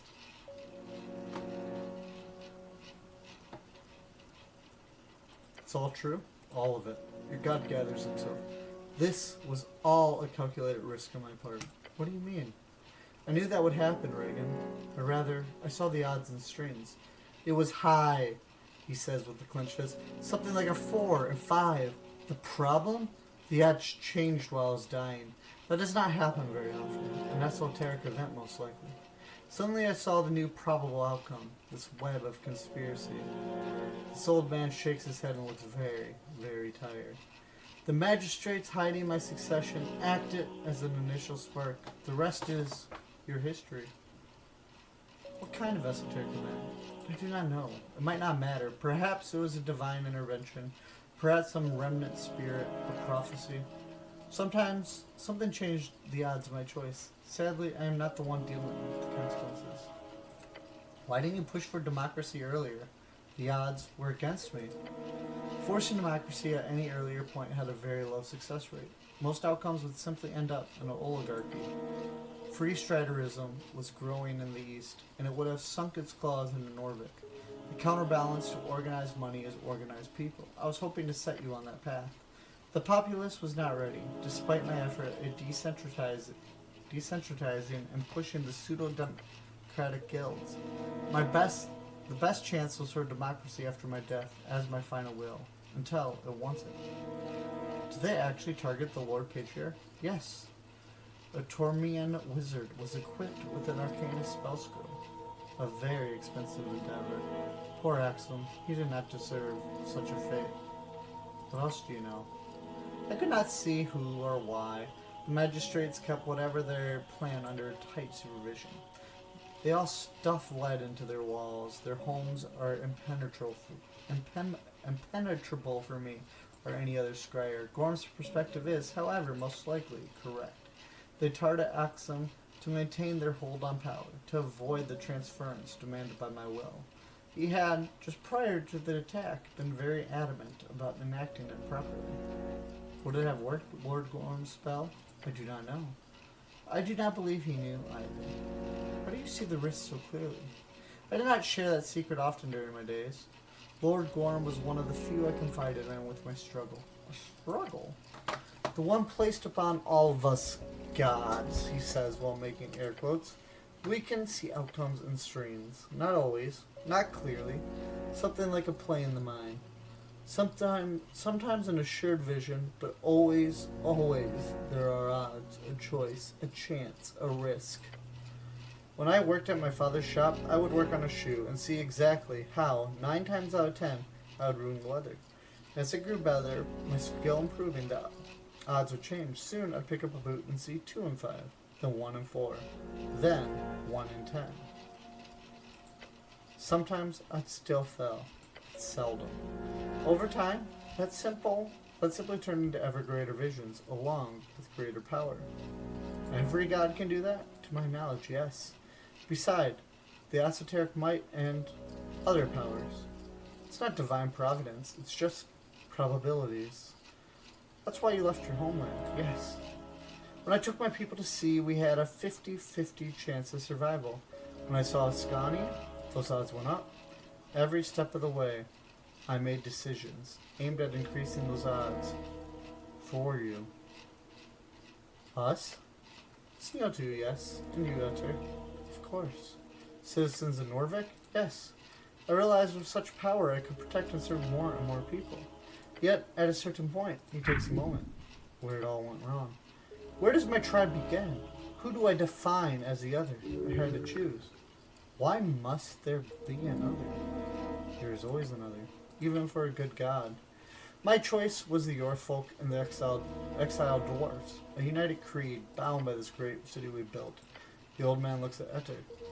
Her blank expression does not change, yet her eyes no longer spin. They just focus on Yorth. I focused on increasing the odds for that creed, to assure the security of Norvik and its ideas, no matter what. No matter what, huh? No matter what. For almost a century, that absolutism has been the source of immense life and pain. Absolutism? No. Fascism. Fascism, you mean? Maybe, he says, exasperated. Maybe. Just like Gorm. That comparison pains me. But I cannot deny it. It pains you? Sneo takes a step forward. At least you had a choice. The old man keeps his eyes on the goblin and places his hands behind his back. Not anger or sadness. Birth wants to hear him out. You're responsible for the genocide of my people. Yes. Look at Sneo and look at York. Yes? Just yes? Your god says nothing for a few seconds and nods. Every horrible thing you have heard? I did. He looks around the void. He clenches his jaw and clicks his tongue a few times, then holds up a finger. I have one question. I thought about it for a while. My whole life, really. I need to ask it. I want to hear it. The goblin hesitates and then starts. Why didn't you just kill us all? The old man furrows his brow. No, really. Why leave us in this half-life? Because what? What is this? He says and pulls out his jacket. This! He slams his fist into his chest. We're not human. We're not dwarfs. We're not goblins. Take away our language, traditions, our stories. You put us into these holes expecting us to form into something suitable. But what is that? What do you want? The outburst causes you shiver. You're screaming at your god, the balls. If you could see every outcome or whatever, why the fuck did you pick this one? His words dripping in sarcasm and rage. Wait for Yorf's reply. Yorf allows the goblin into his speech, listening to his panting echo across the eternal waste, eternal waters. And without lowering his head or averting his gaze, he says, I was going to. I told myself every goblin on those red hills needed to die for the safety of man, that folk mord was necessary, that without clearing these lands entirely of these hostile natives, there would be nothing but perpetual war. After establishing Norvik, when the trolls were scattered and the coast was ours, if I had left your people alone, I saw a guaranteed future filled with inevitable clashes between goblins and humans. Those clashes would lead to more animosity, more hatred, generation after generation, seeking blood vengeance against an entire people. It was one of my clearest visions, radical fanaticism, goblin armies funded by hordes of elven treasure, years of warfare in Verdun, trenches for miles, trenches! Then more factions joining in over time. It would risk another coast war, simply due to the fact that humans were never meant to live here. We were never meant to take these lands, and yet we did. I did. I made that choice because every other meant the death of my people. In exchange, I doomed yours. Sneal stares at him, stone-faced. Okay. So we're fundamentally incompatible, and you took our ancestral home. Great. He rubs his eyes and takes a step away. Composure. The goblin wants to do this properly.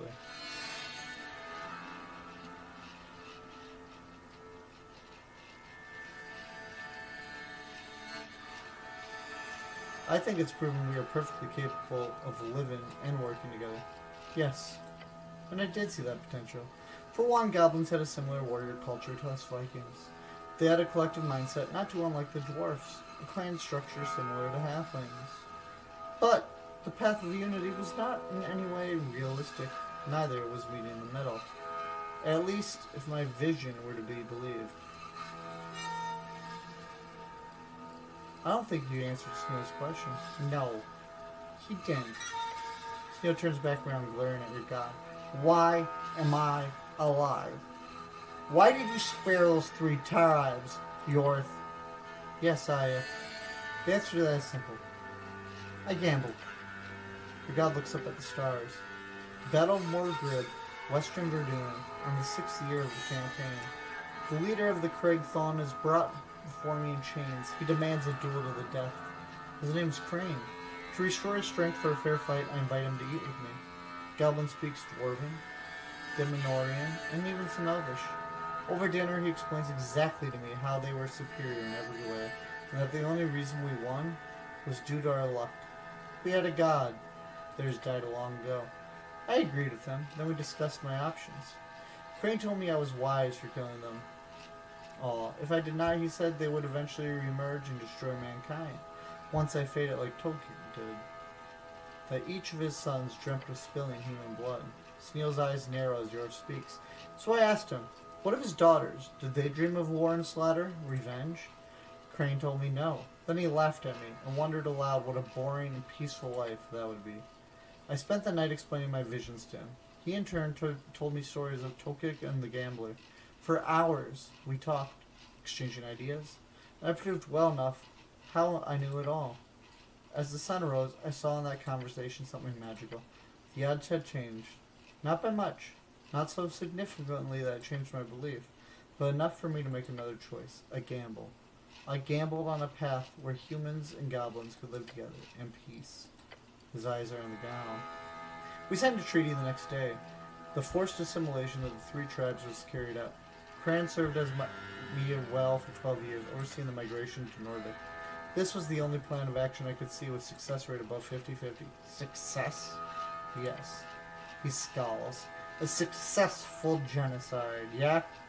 What's your definition of success here? Same as always. The least amount of death over time, as far as I could see. But not for my people alone. Not this time. For both our people. Let's out a conflicted groan. Well, you shouldn't have come here in the first place then. Perhaps so. As I speak of sorrow. If the Arcanus had not cursed our homeland, we would not have gone west in the first place. We would not have gone west in the first place. Dwarf wants to listen. Nothing else. There were no other paths in your vision?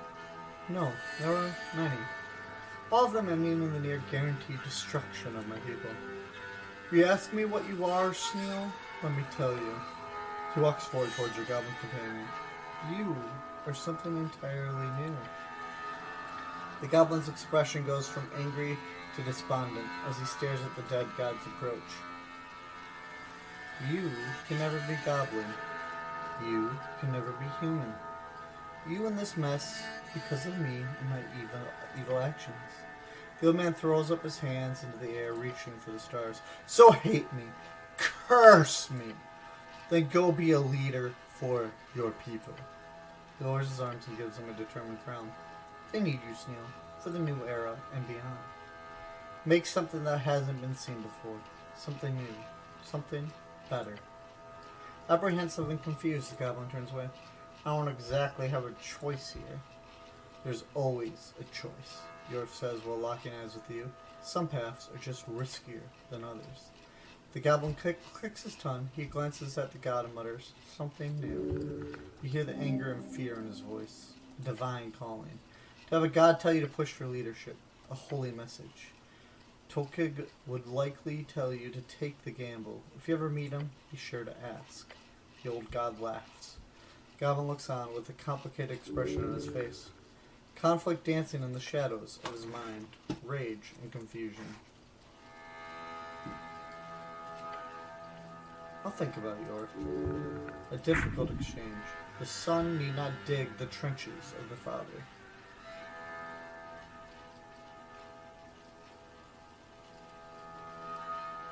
What do you want from the goblins going forward?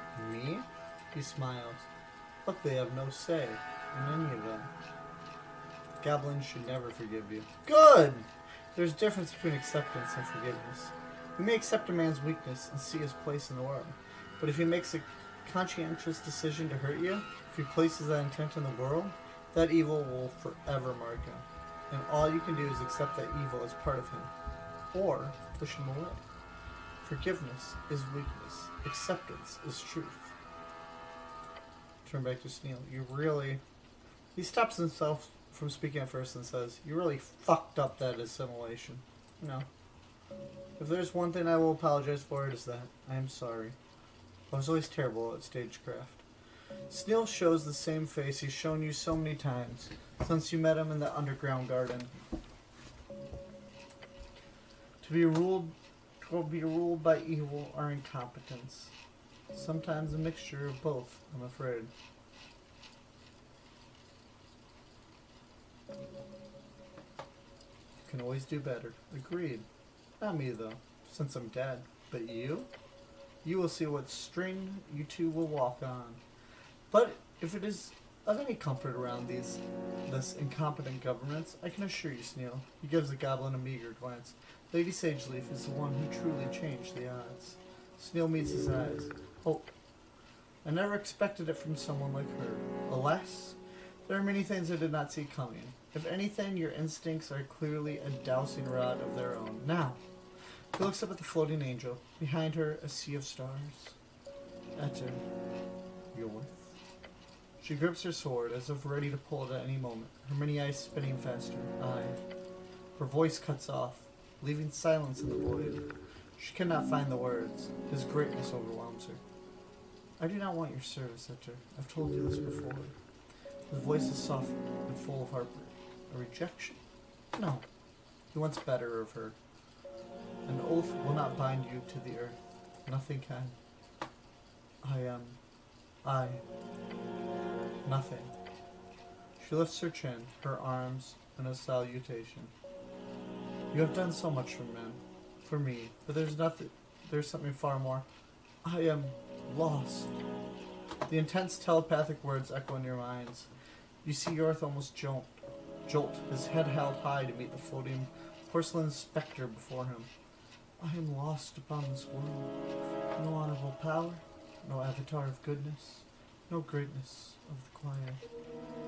These remnants are children, playing at running the coast. No different than our kings, human and celestial alike.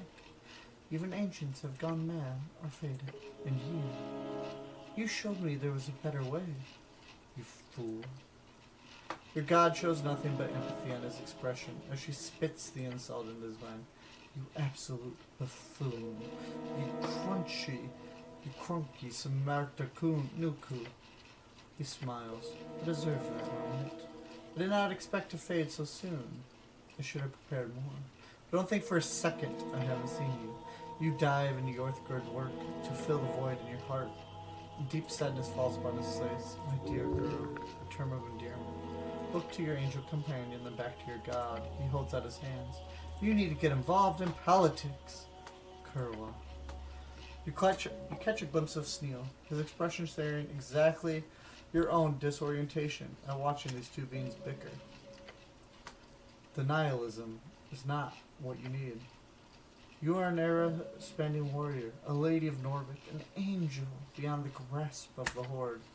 I am truly sorry my pride and ego got the better of me, so that I did not accept my immortality until way too late. If I had, I would have told you this before I passed. Make a choice. His voice is carried across the eternal flats. Anything but this limbo, I beg of you. The angel floats closer, her eyes glaring at him. There is no good choice. Endless hesitation is the worst choice of them all, Utter. And you've selected it for years. Every morning, every night. She lands upon the ground, her feet hitting the esoteric ground. Sometimes all presented choices are bad. In those cases, you might as well pick the most ambitious road. Aim at the highest mountain and see where it takes you. Her many eyes slow down to a crawl, focusing on the god. Am I wrong, Ete? With Ete now standing, you see the two of them are equal height. No, Yorth. He lets out a sigh. You are, in your simple way, correct. Once again. I aim to end my contract with the city. Darrow, post-election. Good. Good. Takes a deep breath and taps her on her shoulder plate. I know how stupid it is for a youngling like myself to say this, but I am proud of you, Ector. I'm sorry for my weakness. No, yours. She gently places a hand on his shoulder as well. Your weakness is what made you special. I am happy to see you one last time. One last time? Ector lifts from the ground once more. She knows all too well how these things go. Yorth looks upon you with eyes that remind you of your father. Aged wisdom, soaked in blood. I'd like to have a few more words with you, Reagan, before you return. He steps forth until you realize your god is near towering above you. I'm afraid we will never speak again, my son. Truth. Yes, it is all forced by his last will and divine might. So this conversation is truly, simply an esoteric happenstance. Once time runs out, they will not align again. You spent your last strength on this? Yes. The last. This conversation, Reagan, he says, and places a warm hand upon your shoulder. The only time you'll ever feel this warmth. The last time anyone ever will. It was worth everything. Look at Sneal, then back to him. Sneal looks on, his arms crossed. Still conflicted, but now with a determined expression on his face. Look at Ector and nod. Thank you for allowing me to join you, cleric. Her voice echoes in your mind. You have done well. I'm just a cleric. Yes. Some might even call you the cleric. Yes, he understands you. Someone finally does. Although wizard might be more appropriate. A correct statement, despite his theological nature. And you've certainly been mingling with the primal forces a lot. If you want to be a druid, you certainly have my blessing. The god chuckles at you. And the flame tongue. Keep it. It served me well for many years. Gorm would have wanted you to have it. Despite everything, he was a good man. A good man. Perhaps, yet a real man never would have let it come this far. A real man would have faced each trouble, each unspeakable fault within the system with the strength to stand, even if the world crumbled around him. A real man knows his intent is nothing but an excuse. Alignment is as subjective as your. Nothing but intent. A man will see it all burn before he accepts utilitarian evil into his heart. Goodness itself lies in the heart of all folk. It is not built upon the whims of a cleric, no matter their intent. I know. Your god stares off into the void. If only goodness was enough. He takes his hand off of your shoulder and takes a deep breath. He's about to send you home. Ask. This is your chance. One last time. What will you have? Can you see my future? No. It might be written somewhere, but I cannot see it. The coming era is yours. He looks to Sneal, then Etter. I believe in all of you.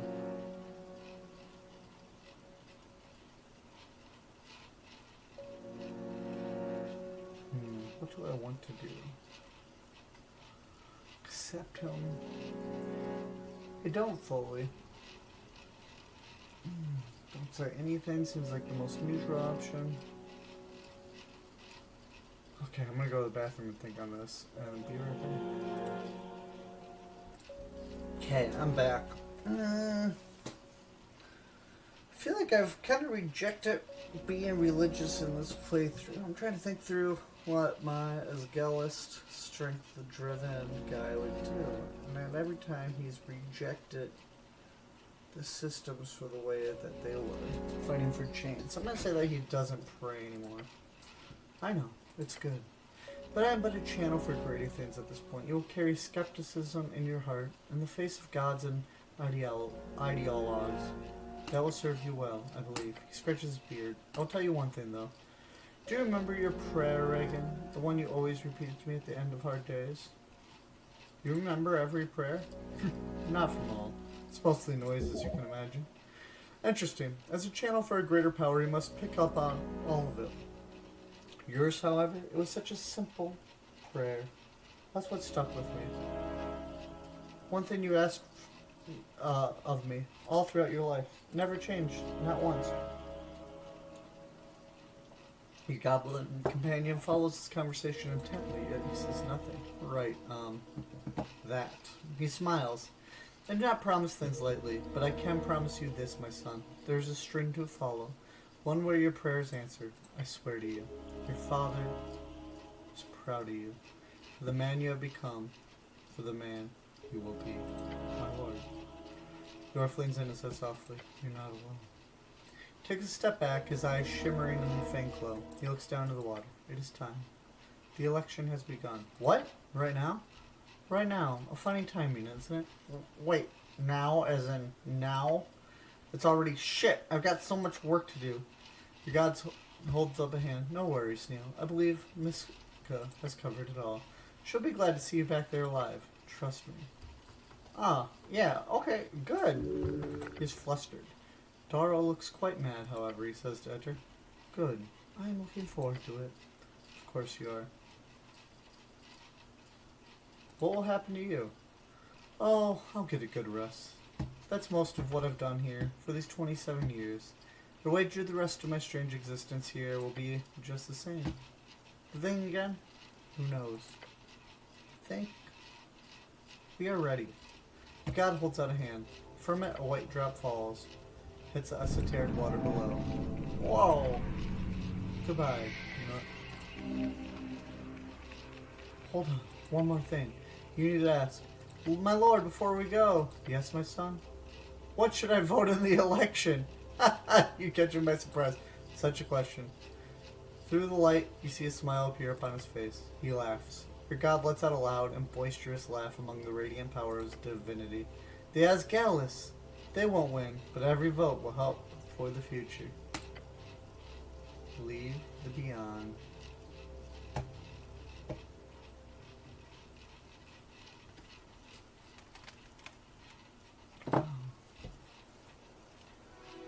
So that's, I mean, we have the election, but that feels more just like an epilogue. We completed the main story. Congratulations, y'all! And what a satisfying adventure that was. Oh, there's so many things I missed. I will definitely have to replay this game in the future. Look at all the people we have to talk to. Dawn of Election Day. You. The city roars around you, flocking the streets. Hundreds seek their designated polling place. And you lie on the central street in Tolstead, having successfully made it to Election Day. Day of suffrage, make it to Election Day. Grasp for air. And over you, aw shit. The first thing you see is Snail getting up from the pavement beside you. He looks pale and queasy. Why didn't you tell me this portaling business would come with nausea? Just stay on the ground and groan. Snail joins you in your choir. You should be happy you have survived. Although I will grant you sympathy for your conditions. Looking to your other side, Etta rises from the ground once more. She looks undisturbed by the plane shifting. I should also mention, I'm glad you are both alive. You don't feel any nausea, Etta? That is not in my physicality, Claire. Good, keep it that way. The effect should be temporary, yet I sympathize with your condition. Etta's many eyes look around. It appears we have not been too conspicuous in our arrival. Must have appeared without fanfare. Good. A bit anticlimactic, but convenient. Good way to describe it. She ascends and tells you Darrow is waiting. Come, speak when the time has come. The angel floats way up the hill. You hate to watch her go. Snail stretches a bit and glances around the crowd. Old man was right. Election sure has started. I guess we lost 2 days, or maybe 2.5 maybe. I don't know. You're the math guy. I'm not the math guy. I'm the esoteric guy. Right. I keep forgetting, he mutters, and looks like he's about to throw up as well. I wonder what would happen if we stayed there for longer, like a month. Would we have come back years later? Nah, it'd probably just get all wacky and unpredictable and send us back 5 minutes after we left. Just to fuck with us? Just to fuck with us. The goblin takes in the sight of an election day. He breathes the air, his shoulders drop. Everything is fine. Nothing is wrong anymore. You live to see another life.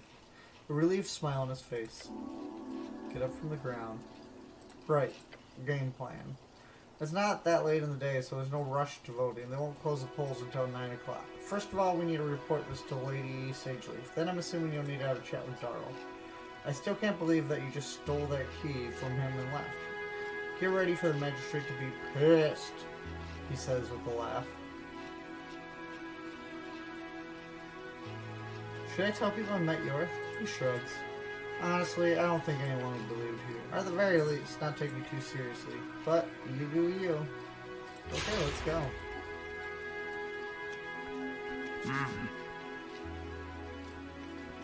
Skeleton forever. Oh, we got chat with you, buddy. Alphaz B. The dwarven foreman crosses his arms when you approach, lifting his eyes to meet your gaze. Mr. City Man, I can gladly inform you the Asgalian movement is going splendidly. And you, he says with a grin, slapping you on the arm, you've helped quite a bit. Slap him back. I'm just doing my duty for the cause. The dwarf grins at you while nodding 3 times. Happy to have you on our side, Claire.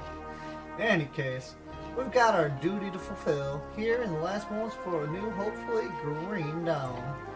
Make sure to put down your vote in a wise way for the future of the city. For the future of the city. For Norvek. All the dwarfs around chanting in unison. For Norvek. Nodding wave. Hell yeah. I'll get all you wonderful people. A group of Asgale youth activists are handing out newspapers and chanting slogans. They're showing their values in the streets. One of them addressed requests. Cleric, thanks again for the ink. We managed to, just before the deadline, get each and every copy sent out across the city. Girl moves up to a stack of newspapers with a grunt, then looks at you. The election issue is going out well and enough, though I'm still pissed that I had to change the article. Feels like such a waste.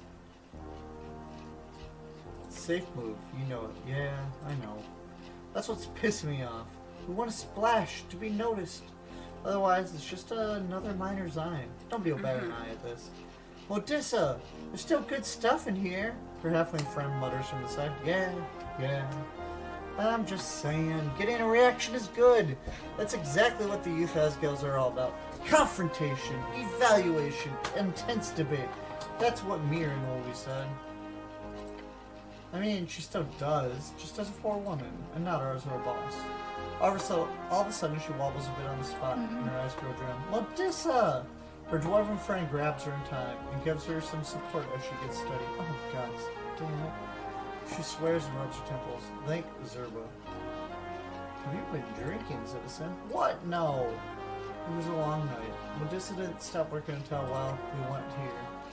The halfling taps Modissa on the arm and rolled up a copy of the chant. Not again. You'll get yourself killed if you work this much. Yeah. Get back to work, you two. Human grunts and clicks her tongue. You better read a copy. Then go spread the word. Asgalism is the future, and we're the future of Asgale. Lead them to their work. Yeah. Oh, look. Romulus. Oh, look, Romulus. It's the cleric of Nordvik. Come bless us once again. Hey, aren't you just that darn lucky charm of a human, hey? He slaps you on the arm roughly. I actually met people with those ancient, snail people. What? Yeah, you should be around here somewhere. A fellow called Iskurum? Gardugrin? An actual snail folk? Huh. Alive and all. Last time I checked. Appearing out of a puff of tiny esoteric sparks, Isk suddenly stands beside you. Hello. Oh. I heard my name. That's I. Dwarf stares at the snail with a grin. Isk returns, just adds, yes, absolutely. No need to worry. I've been in stasis for millennia. I'd say that loses me the mineral rights. The snail lets out a blubbering laugh. Oh, I see. The white mains must have found something sinister in our halls, which isn't surprising, really. Matt Can were quite the mad bunch towards the end. What? Don't say anything. Dwarf stares blankly and gets it. What? You're reading my mind? Yes, sorry for that intrusive. I can't help it, you see. No. That's very effective. Fish it. I like it. But then, do you know where it is? Not to a degree that'd make you happy, but perhaps to a degree that would be helpful. You see, my good dwarf, I too seek certain artifacts that can be found in Tulanaman. So perhaps we could collaborate. Oh, yes! Verdenderlit. The dwarf reaches out and grabs the snail's hand, shaking it. We'll make a good team! Isk! Good, I'll be in touch. Yellow! The dwarf turns back to you, his eyes beaming. Can't believe this is happening. Years of toil and everything happens at once. Thanks to you, cleric. He shakes your hand as well, leaving some snail mucus on your glove. I'll be sure to let you know how it goes. And if you're interested in some freelancing, I'll be sure to reach out as well. The dwarf laughs maniacally. The rust monster follows suit. Then he leans in with a sudden serious spin. You're voting green, aren't you? Of course. Go! He laughs and slaps you on the arm again. Romulus makes a screechy noise on his shoulder. Be seeing you. Okay, bye. Cool. Oh, there's my bike, still standing there. Wonderful group of people. We got our little hole we went down before. Okay. This dude, who we all saw standing all over the city, are you finally going to talk to me? The dwarf ignores you and whispers, "Go." The storm calls us. Storm's always calling you, man. I don't know what to do with that. Burr waves his staff around the grass, causing little flowers to sprout. When he notices you, he tips his cap. Still make sure to keep a healthy distance from the conversation, for some strange reason. Cleric! You speak Norman now? No Burr? Miss casts tons on me. Very kind of her. Allows me to interact with people up here. You're checking out the election? I am. It is very interesting. Reminds me a lot of the hive-minded people I've interacted with over the years. For the people to sway the course of the colony, it seems like wisdom. Though, it could backfire, depending on the general level of intelligence and individual wisdom of the people. Mushroom speaks true. People are way too stupid to handle democracy. You must believe in people. Liberty for all. I believe in us, as a collective. Belief is good, I think. He nods. It's interesting to talk about this. Lots of people here seem to know about democracy. Thank you for sharing. Nice to see you up here. Yes, it's been a very long time. Not nearly as bad as I remembered. Potentially, it's simply because the weather is quite good on this day. But we will see. I won't stay too long. Okay. Cool. You see the elf conversing with the giant central tree of Tolstead. Her words clearly articulate. Oh, my love. Do not fret. They do not wish you any harm. They are voting. It's called democracy. She is speaking quite clearly. Taking care of her elders. How lovely. The leaves of the tree rustle and the elf chuckles. Yes, it is quite silly, isn't it? Oh, cleric! I'm just having a chat here with Lord Pooh. Hello, Nessun. Hello, Lord Pooh. The leaves rustle again and the elf translate. He says hello. Branch sways in the end. In a minute now. We have to be polite first. The cleric here is a great hero in the city. Is he trying to get rid of me? She chuckles creepily. In a nice way. I've been meaning to see how it went for you, actually, with your little trip. Glance up at the pillar. Yes, that trip. Lord Pooh saw it all. He sees most things around here, in fact. So he is interested too, aren't you, Manoom Pooney?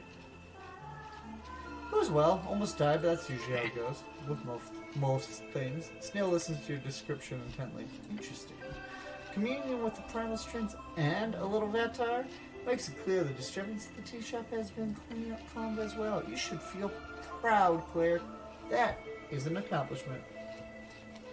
Snail did a lot of the lifting. Oh, did he now? I mean, yeah.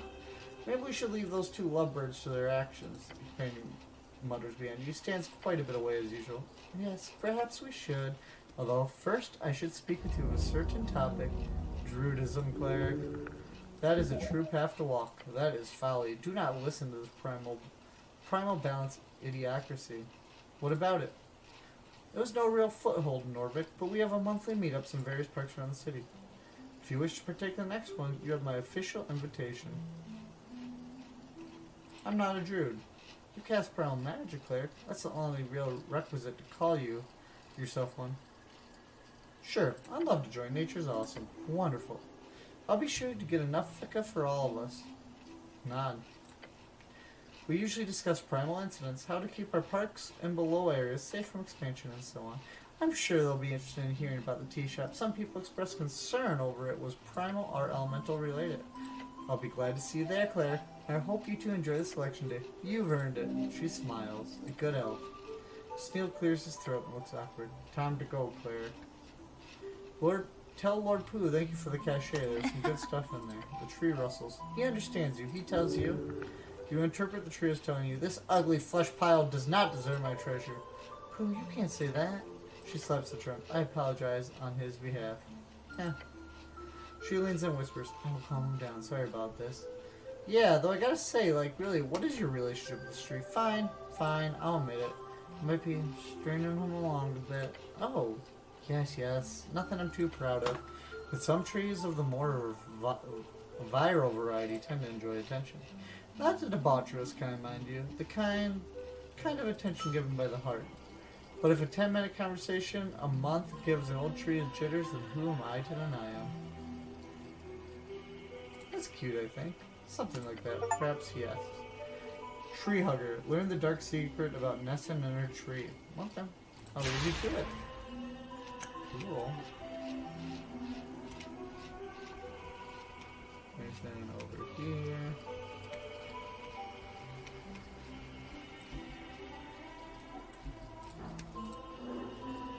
Sagely. Let's see if we can get that DC 30. Nope, not quite.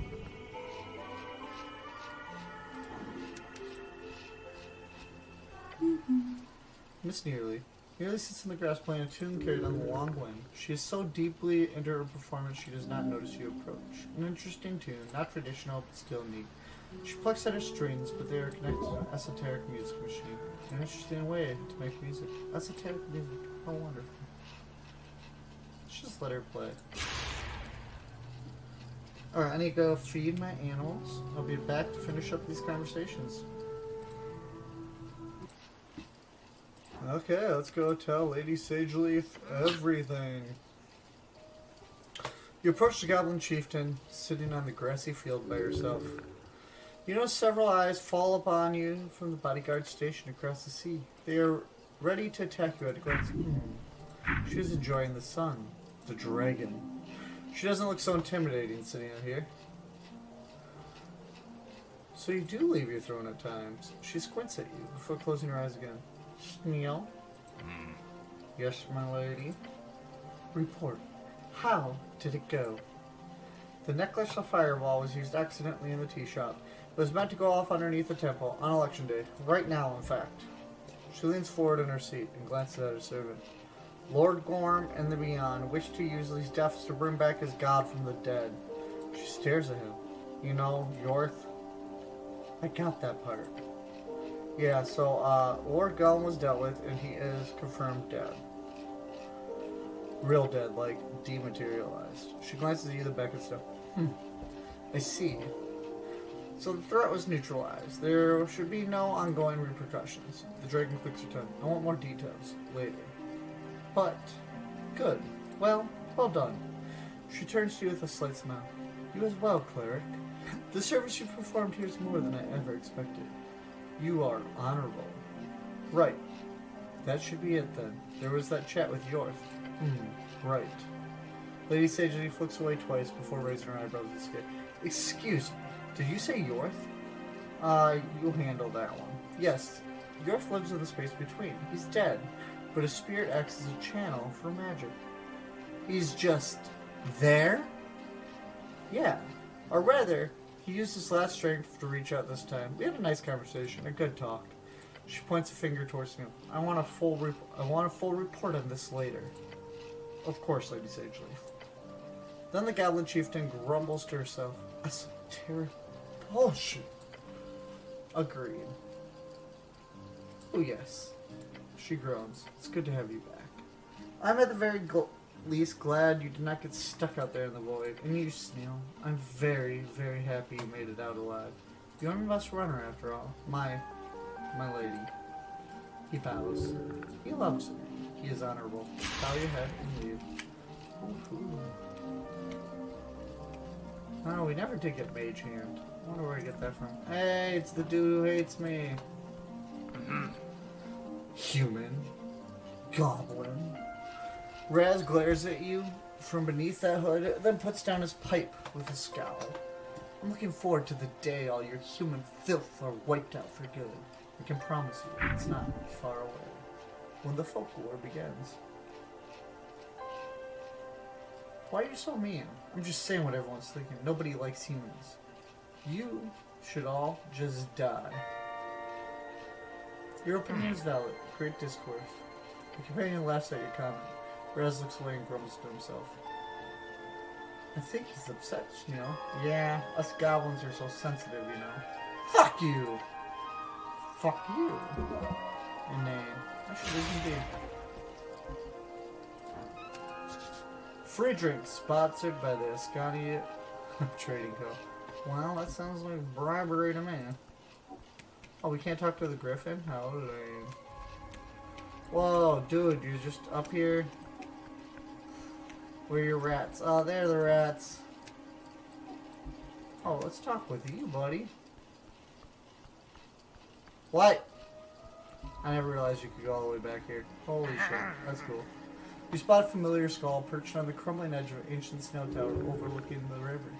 It's completely still, like an ornament of a particularly morose golden garden decorator. Bondable? Cleric! The skull spins to face you, gems twinkling. Come, sit with me! He gestures with nothing. He seems to think you gestured. Sit down next to the skull. Ah! Sometimes a man needs to stretch his legs, get some fresh air in his lungs. He has neither legs nor lungs. The spot is great, isn't it? The river, the sky. It's nice, yeah. But I've been thinking, Cleric. The skull rattles slightly. I need a new doom. A new doom? What's wrong with your old one? My current alcove is fine. But fine is not spectacular. A necrolord deserves better. What do you have in mind? The North Wall! Have you seen the view from up there? Magnificent! I could set up a whole laboratory, balcony overlooking the city, maybe a reading nook by the window. The altitude alone would be worth it. The feng shui alone would lead to much more attuned ley line access. I live on the North Wall. It's nice. You do? Good! Then you'll have a new neighbor soon. I would love to have you as a neighbor. Ha ha ha! I'm sure I'll make you regret saying that. Okay. Luck? Ha! Luck is for mortals who don't plan ahead. The skull turns back towards the river. Viskin thinks I'm being ridiculous, of course. But what does he know about interior design? Not much. His lair is pretty drab. Exactly! Anyway, good luck, Talk Cleric. Always a pleasure. If you need me, I'll be here. You will not. Everything you've learned from this mad dibby lunch has already been extracted.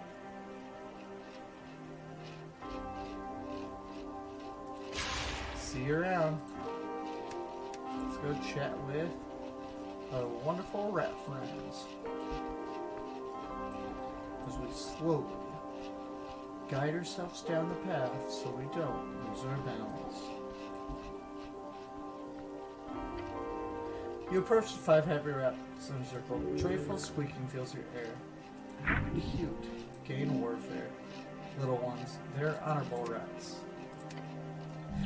The spell activates and your ears are suddenly filled with the most horrific sludge.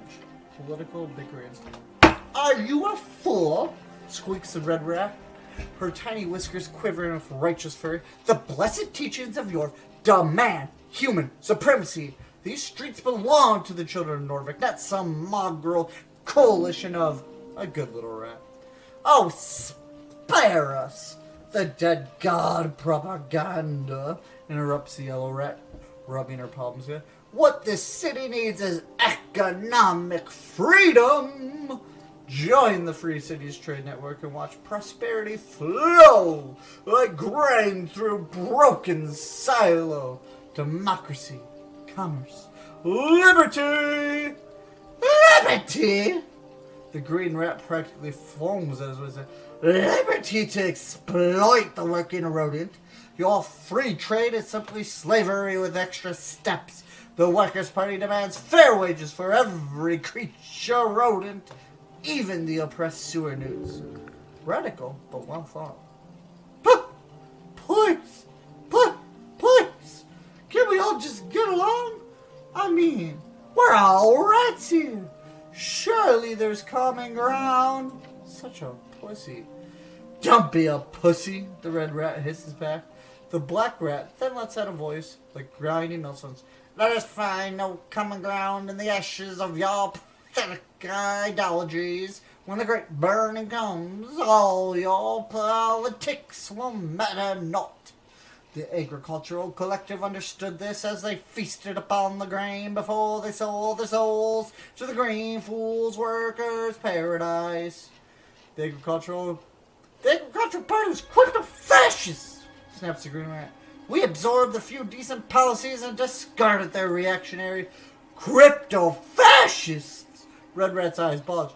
We're the ones preserving traditional values while you preach desolation of a species hierarchy of divine plan. No, Jacob, I was talking about the agricultural collective. Oh, the red rat says, I just assumed. Can I ask something? No! They all yell in unison, except the white rat. What's up? I want to suggest a bit of a break. The white rat practically weeps. Maybe if we all just took a moment and thought about how our Our words can hurt other people. Maybe we can learn to love one another. Be truly happy. They all look at one another for a bit as the silence sweeps the debate circle. Like, the white rat continues. Compromise? Compromise is weakness! Red rat shrieks. Compromise is exploitation! Compromise is bad business! Yellow rat shrieks the loudest of them. Okay, we're done. That was fun. Crave, Rage of Askin. You approach the crocodile man, a deep growl coming straight from his stomach. The sound causes you to shiver. You know he is hungry. Crave does not visit city often during day. Not so many good targets. Few, he says, and nods. A few.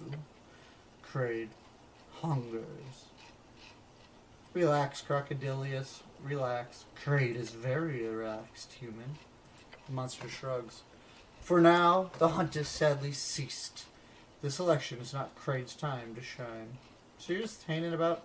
Viskin asked. In case of trouble, he asked Crade to, yes, hang about. Crade hopes there is trouble. No fools. How fun. Oh, Viskin, you fool. You mortician, you leech lord. Ah, I should have gotten to know you more. Hey, are you voting? I have already done so. Yes. I am an early bird. Oh, I never need sleep. He looks at you for an uncomfortable amount of time. Then he says, same. Then squints in the eyes of the sun. I'll schedule a meeting with you, cleric, about your trip to the beyond. Oh, that information will be highly valuable. Tell him. The knowledge and perspective he can provide will be worth it. I met Yorth. He observes you. Repeat that. Yorth and Lord Gorm. It's a whole thing. He stares at you blankly. Then he looks at Sneal. The goblin shrugs. Come by the Lich House tomorrow. I must know more. I must also thank you for completing this quest of yours. No problem. Slowly raises his hand before him. And to a thumbs up. Well done, cleric. You have been an exemplary government employee. I will see you soon. Yeah, see ya. Hey, you. Colbert signs in the corner. Cleric, go! I do not wish to talk to you. Not to you. That's rude. Why are you so rude? You are rude. Have you ever looked in a mirror? Rude face on cleric. The kobold growls at you. Cute. Do you want your crossbow back? The kobold squints at you. Cleric's playing game. I do not trust you. Not really. You can. You deserve it. You've been such a good kobold. Okay. Slowly lowers his guard and holds out a claw. Give now.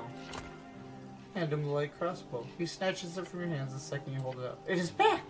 Holds tides it behind his back, as if you're going to take it from him. You do not get again. Never. Okay. Glad I returned it to you. Well, I hope you're happy, buddy. Soldier. The Dark Knight greets you with a word, his voice emanating ominously and quite esoterically from his armor. He does not say anything. You cannot get him to speak, but you know all too well. There is something here is missing. Yeah, we brushed it. Please brush it. Wait. By the gods. Look at his armor. His axe. The way he speaks. He's a paladin. One wrought in rage and darkness. Resurrected by Viskin. Yes, a shade of an old icon. And you know which one of gods it's... Yes. Borgodaro. The one and only. His corpse must have been stolen by the foul pale man. You're Borgodargo. No response. The great hero of Norvik. He says nothing for a while. He has not heard that name in a very long time. Darkness, soldier. Decades of service, all to darkness. He shifts his armor, an unnatural creak reaching his ears. The coast aligns itself in the tune of weak fools. Sticks bundled and kindling, waiting for a spark. I serve Viskin. I serve Yorth. A man needs to serve. Tomorrow I might serve another, or I return to darkness. He leans in, his voice getting low from the iron shade. Soldier, I exist to serve and vanquish. What do you think about your descendants? Magistrate Darrow is your what, great-grandson? I care not for their truthing. They are a clan of spoiled weaklings, an embarrassment to my old flesh. What do you think of your folk today? They are weak. Their choices will haunt them. I care not to watch. You would like your great-great-granddaughter, though. She's an evil warlock assassin. A what? Yeah, she tried to kill me multiple times with dark magic and everything. Multiple times. She failed at killing you? Like father, like descendant. I'm not that easy to kill. What an embarrassment. Her entire lineage is all judgment and no nurture. I actually spoke with Yorth just a while ago. He snaps his head in your direction. Oh shit. Your stomach says, speak, soldier. I met him in the beyond. He's dead, but his spirit remains. Yorth is. Tell me, what does he speak of?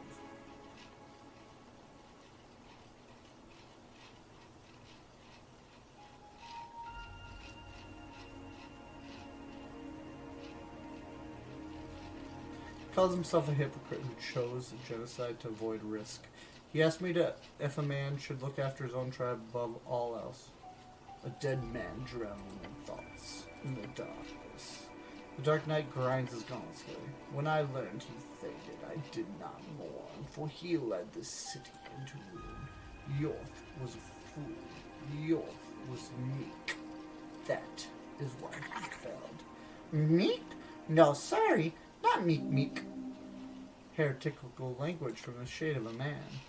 Bodegård had fallen in despair. This is all that is left of him. Leave him to his wallowing. He's watching us, Lord Doro. Always. He is silent for a bit. Ominous. Leave me, soldier. The time will soon come. His voice turns into a whisper, a wind of the wind. The reckoning at last. Death is on his mind. Blood and death. Viscan, my boy, what are you doing?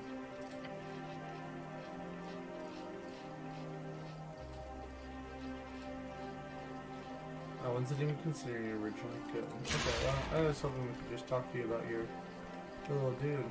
Oh, there's people down here. Oh, can we enter that? Wait, who are you? Cleric? The hooded woman stands in the corner of the city, her faded eyes following me. I am here but a quick test, to deliver a message to you. What message? She sneers, placing her hands behind her back. Then her eyes grow light, her voice grows deep. Any life in her face fades into neutral, calm, emotionless existence. When she speaks, almost sings unnatural words. Regan Hellman, our speaking was a momentary meeting. Despite my previous experience, it appears humans do not all carry forms of trueness. We hope to find exceptional people within the Free Strider community, and you fit the description aptly. We will be in touch if you ever wish to serve a greater cause in the West. Hugs and kisses. The light in her eyes fades, and she scowls at you. Message received. She bows her head. The ambassador will know you received the message. But on a personal note, I suggest staying away from the service clear. You do not deserve to see the light of the choir. After making a rude comment, the Western woman walks away in decisive steps.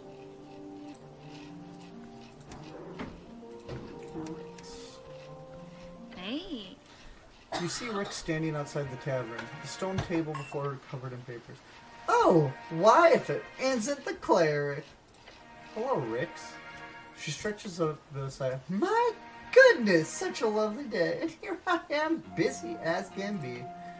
You need help with anything? Oh, or maybe you want to share how your little quest went. Hmm?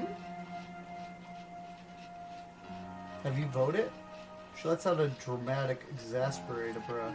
Hell's bells! I completely forgotten about it. Voting was the last thing I've thought about today. But yes, I should go toss in my card. The hag, however, raises her hand and says, I voted it down. Oops, sorry. I voted it down.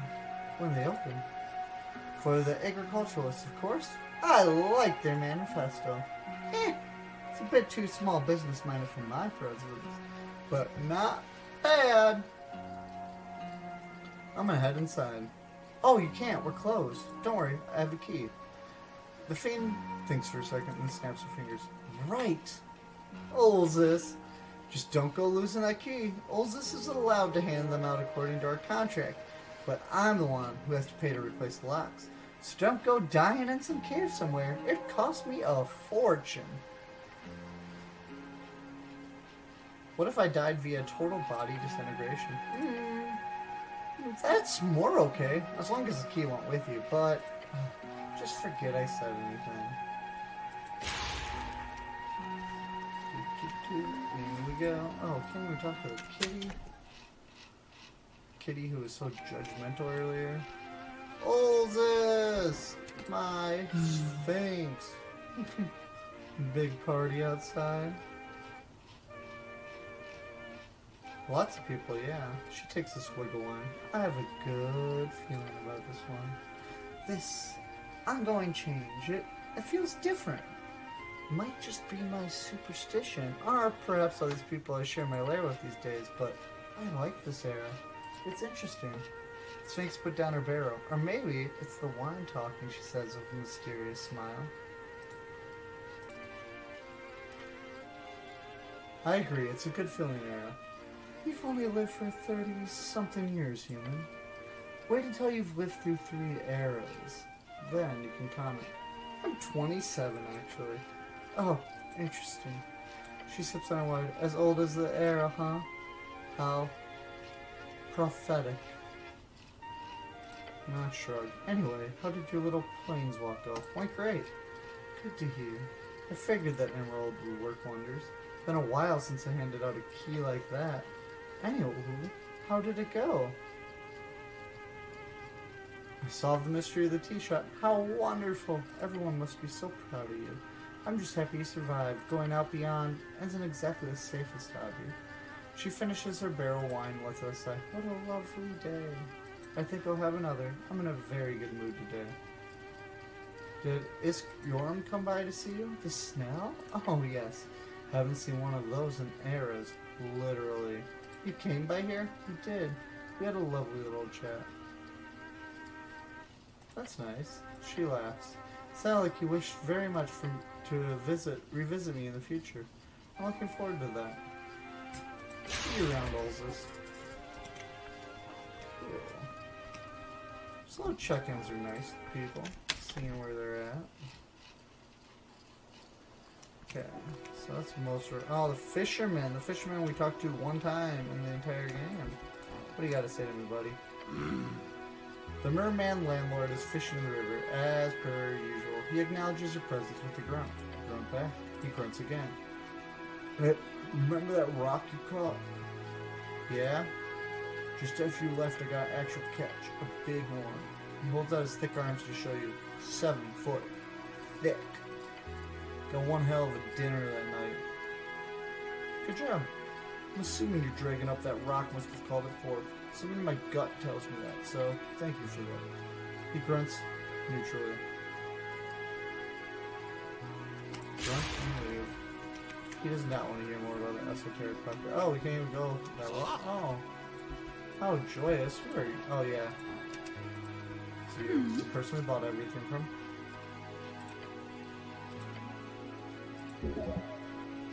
Primordial. She's speaking in tongues. Oops. Why can't I comprehend language? I don't think you understand me right now, do you? She taps her hands together with a sigh. Wait a few seconds. She waves her hand. Yes, yes. Now? Yeah. Great! Sorry, tons must have run out. Great to see you again. My big spender of a customer.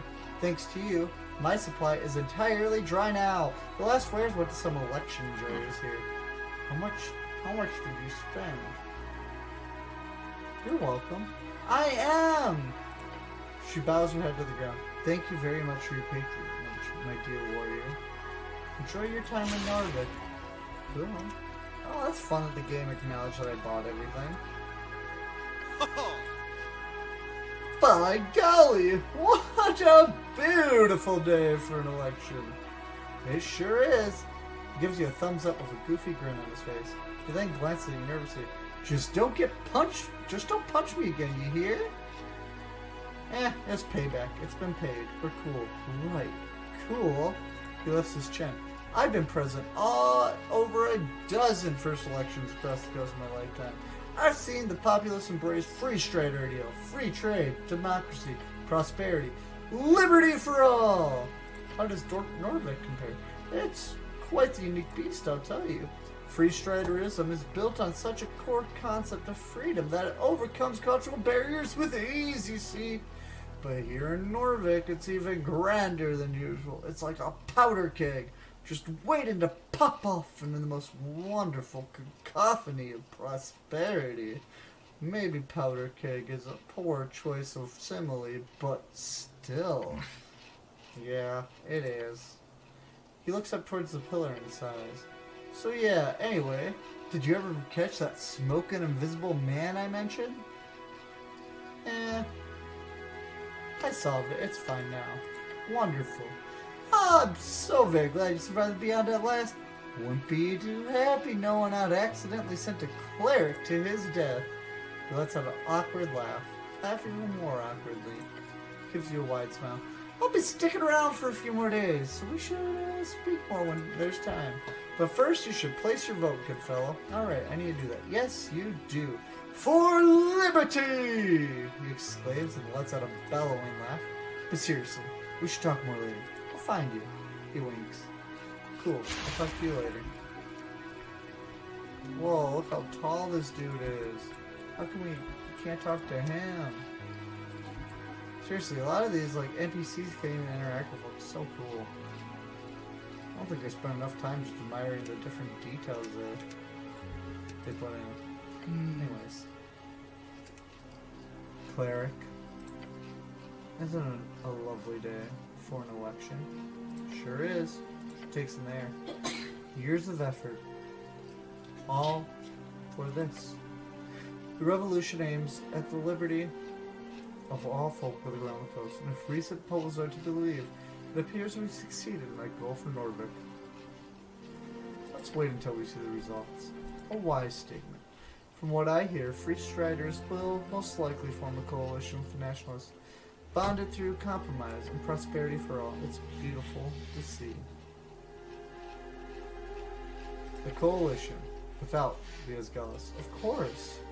Not that it wasn't on the table. Turns out the dwarfs are difficult to work with and despise orderly compromise. Who would have guessed? That'll be interesting to see. It sure will. She takes a deep breath. I must say, I'm quite surprised by how you handled that surprise meeting with the ambassador. I did what I had to do, sure. But I most certainly did not expect it. We've been having trouble dealing with their named demands for months leading up to this election. Obviously, we don't have too much skin in the game when it comes to halflings here. But if we were to start fully supporting deportations and blockades, there'd be an insane backlash in Reeds. And just as you said to the ambassador, there would be a massive backlash to the Horde as well. Just nod. I can tell you, the ambassador already sent over a lessened list of demands for the EFAs. It's not amazing, but it's something we can at least work on.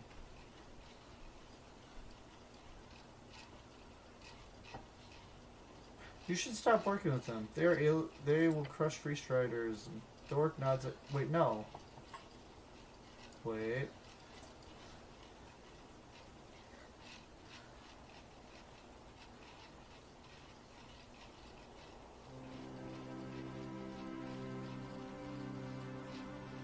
Oh, shit. I fucked up on that statement. Damn it. Okay, whatever. That is not 100% true, nor is it false. Factions within the Horde more receptive. Like what I said is completely opposite of what my character would say. I was getting tired to go. I'm ready to wrap this up. Yeah, so I'm mistaken the choice there. As you saw with the Ambassador, Celestials are more monolithic. We hold out hope due to the free Divani Torum within due time. But yes, of course, the current choir would happily consume Ascani and Reeds alike. They are brutal, imperialist, and conquerors. So for now, we will keep working with them, but of course I promise the Revolution is well aware of the Golden Horde's nature, and thank you for your concern. She is correct, working with the enemy, trying to convert them from within is a valid tactic. Of course, the Reed team bureaucracy, such as a plan, could very easily blow up their faces as well. Now I've got a lot of things to get to. It's a big day. She grins, her tusks gleaming in the sun. Have a lovely rest of it. Okay, well we need to make sure that Asgelis win. Go, Asgelis, go, Asgelis, Gallus, go, Asgelis, go, Asgelis, Gallus. Excuse me, I gotta go around the other way. Okay, around and around we go. Up to cast our votes. I need to go talk to Darrow. Who is this guy? Oh, this is Darrow. I've never met the guy. Okay. You see Coinlord Darrow speaking to a brown-haired girl in a dress. His daughter. They share phenotype. It's just an application. You know well enough how proud your mother would be if you were accepted, Fridas. I'm not going. And it's not just an application, Dad. For fuck's sake, you pretty much own them. And when exactly did I buy this university? The girl holds out a letter, shaking in her face. Our name is on the damn pamphlet. Look, he says, actually calmly. It's the best establishment on the coast, sweetie. You could at least visit it before you... He then notices you standing there, a bit too late. Oh yes, it's her, the so-called assassin. Cleric. Frey goes wide-eyed, glancing between you and Sneal. Anger, fear. No, her eyes are screaming. Not these effing guys again. Apologies for the swear word. Sweetheart, we'll continue speaking about this over dinner. Yes, she mutters. Message appears in your mind. Shut your fucking mouth and don't say anything to Dad. After sending the message, she mutters an awkward, of course, Dad, before sending you one more message. Please. Is this your daughter, Magistrate Darrow? Yes, indeed. He taps her on the head. Our Fridas is quite the talent. You see? A proud inheritor of the House Darrow. Sure. Good luck with your application, young lady. Thanks. We'll talk more tonight at 3. The girl looks at her father and you, then she walks away, rubbing her eyes. The Corn Lord cuts in. Reagan, was it? I'm very sad we never got a chance to speak. Shrugged, casually, he waves his hand. Anyway. The Coin Lord adjusts his expensive robe, lifts his head, looking towards the pillar of your esoteric excursion. What did you find out? The root cause was handled, I hope. I'm not gonna tell you shit, Magister Nicholas Darrow. I went into the Beyond and fixed your problem. You don't need to know anything more. He stares at you for a few seconds before letting out a great big sigh. Oh, fine. I don't have time for this. If anything here comes back to bite me, I'll hold you personally responsible. Just remember that. If it does, I'll gladly take responsibility. Good. If it does, I'll enjoy it. Let this esoteric bullshit be put behind us. The Coin Lord sees more people arriving from the hill, his eyes narrowing. This is the end of our talk.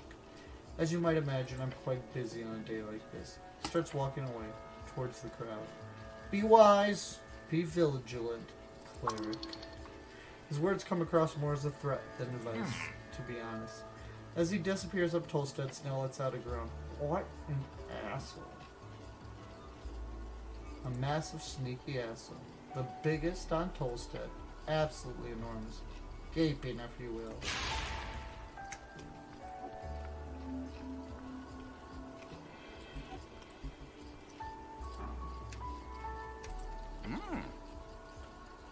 Cleric! He sniffs a few times and gives a half-enthusiastic wave. Beside him, you see Isk, who has clearly been asking a ton of questions of Halfling Scholar.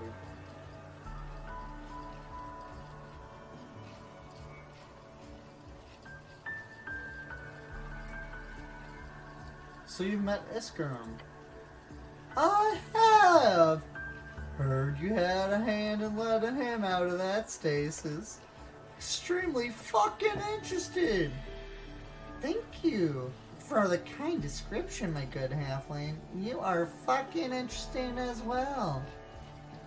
Awesome. My 2 favorite local wise men meeting up. As well as your favorite devil? You hear Brexo call it from the other side of the tea shop ceiling. More like 5th or 6th. Been to hells often then. He cackles apple. His cackle echoes up the city slope. Then he returns to his newspaper. What are you two talking about? Appledent here is catching me up on your civilization's current level of research. It is fascinating to hear about the various branches you have gone in. In some ways, you are not that far away from our level, though you could have gone in wildly different directions when it comes to examining sentience. I'm writing all of this down, just so you know.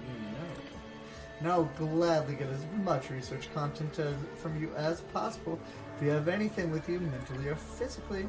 Yes, I am gladly... that can gladly be arranged once I get my laboratory in order. Birds of a feather. Idiom. Birds? It's... never mind. I'll leave you two to it then. Oh, you guys are best friends. Who are you? I promise you, dude, it's classic. Greased up go bros. Can't go wrong.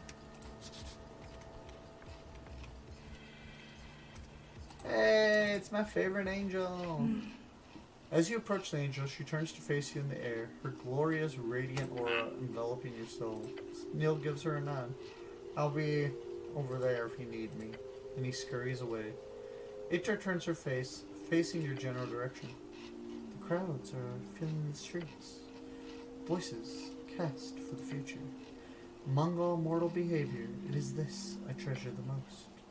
Your insistent need to be heard. Her many eyes spin slowly around her head, deep in thought. I still can't believe... Wait, let's see. Are you okay? She lowers her altitude, descending a bit closer to you. No, cleric. In mind and spirit, I am shaken. Her halo slowly comes to a stop. You should follow his advice, Etzer. Be your own woman. Do you speak as the follower of his divinity, or as a man?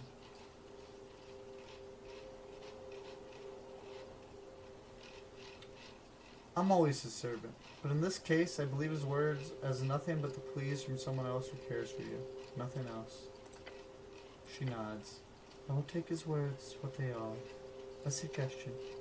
In the coming days, I must spend time on meditation. What my future brings will be my own choice. But if it matters, thank you. I appreciate your input on this matter, Claire. Oh, input? That's something you can work with. Or just head over to Classic. Meeks and strange feelings. Is heart danger? Yes. Meek not understand, but Master, be careful. Ooh, it's not even a roll, just attempting to flirt. I have something I'd like your input on as well. Yes, I understand. You wish to discuss copulation. Copulation. Your heart skips a beat. Oh. Well, that's slightly horrifying. She's going for an interesting turn of events. Oh, no. You can't do this. Your heart is literally exploding. Yes. For now, only one thing can be attempted. Survival. Let's survive this flirting. Natural 1! Dice Goblin, roll D20 250 times. No. The pain and fear. It is overwhelming. Oh my gosh, we're down to 14 health! No. Cure wounds. We are flirting our way to the end. Flirting our way to the end. Fall to your knees.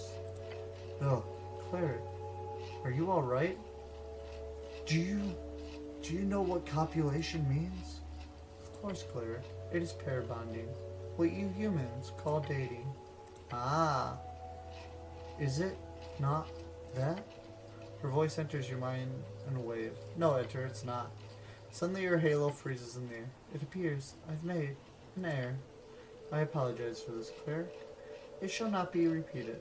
This course of events is entirely my fault. I apologize for this, Claire.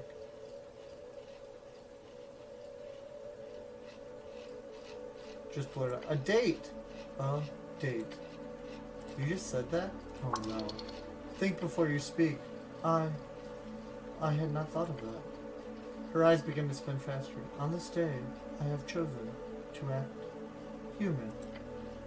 Perhaps that may continue in the coming weeks as well. You can be human or angel, or anything you want. The angel stares at you with many, many spinning eyes. We shall meet for some time after this. For a date, as you put it. Okay, alright, yeah! It is done. The lady has been wooed.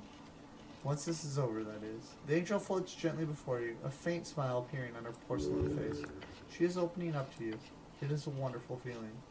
The angel lowers herself all the way to the ground, her armored boots hitting the ground with a thud. Now, the sun is setting. Metaphorically. Literally. You have finished your job.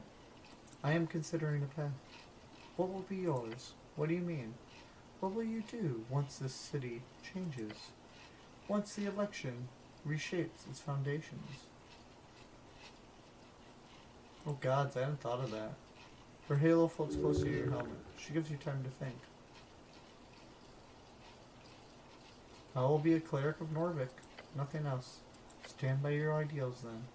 Be what you are. Be it well. I will watch your path with interest, and I'll watch yours. Her many eyes observe you in silence as the roaring city seems to fade away. You've been unsure which gaze to meet all this time, those alien eyeballs rotating around, detached from her porcelain skin. But for the first time you feel certain. You see all of her, all at once. Snow takes a few careful steps up to you. Hope I'm not interrupting anything, but not at all, Sneal. We are finished here. Good job to you as well, Sneal. You have performed a great service. I do not speak on behalf of the city, but I am certain everyone in Norvik is grateful to you. That's an awkward chuckle. Sure, thanks. Bow your head and move. Aww. Beautiful. Okay, I think we only got one more thing to do, and that's vote. Let's go vote for this Gallus.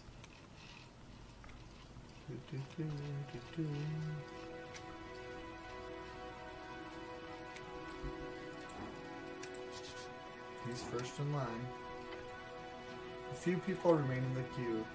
Though most are finished done with the charade. It's getting late.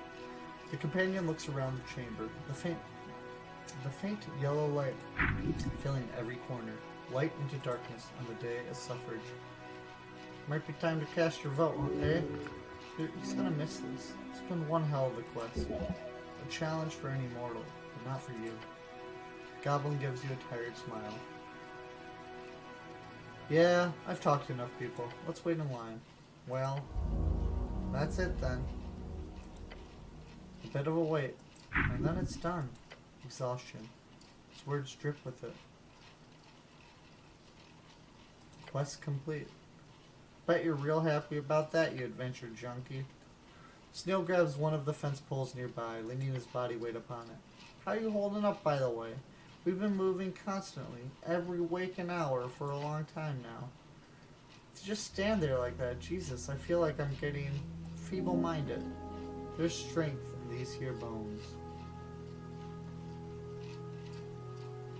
I'm still in a bit of a shock, I think. Snow rubs his bloodshot eyes. Could always talk to the press. The press? Yeah, like, get this all down on print. That'd be a wonderful opportunity to share some of his Gallus love. A man does not need a story to be told. The larger the tale is when you fall into your grave, the bigger your manhood. I got a friend at the post who'd love to write about all this. Lumer Kolokov. She's this crazy lizard woman. I think you'd like her. Not sure how much you're able to say without getting in trouble with your bosses, of course.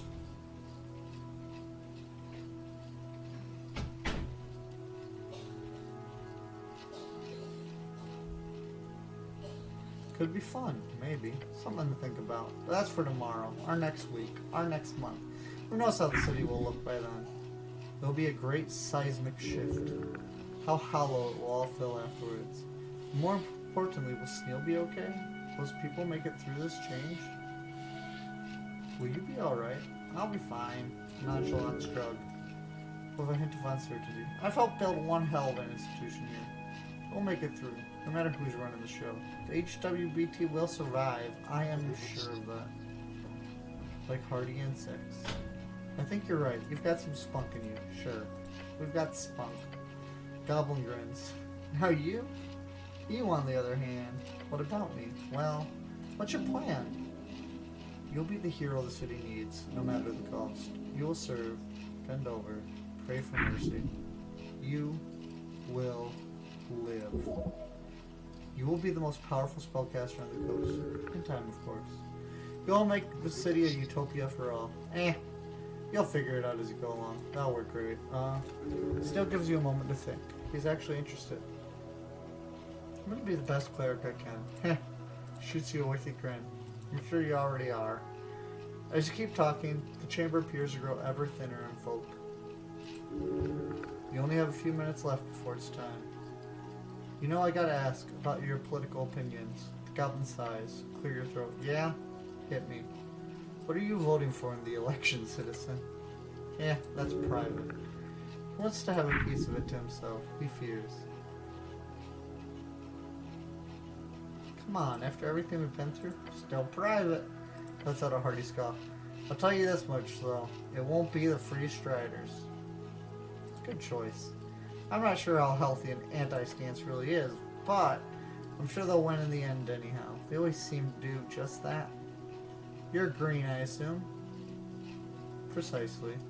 Cool. I read your many comments correctly then. He brings out a yellow notepad. I'm not the type to write stuff down, I swear, but at some point I realized I should note down how often you make all these political comments. It's got pretty ridiculous at some point. Then he flips through it. Here. Snail shows you a page full of scribbled lines. It's like 30 times cleric. I'm not saying you shouldn't be politically engaged, but you're clearly a bit too fixated. Only 30? I gotta pump those numbers up. I suppose so. Goblin shakes his head, placing his yellow notepad back into his jacket. As he looks away, silence takes over between the two of you. There's something. Something is left unspoken. It's weighing on Sneal's mind. He takes a deep breath. Just a bit longer. And it's all done. You did not want to address it unless you do it first.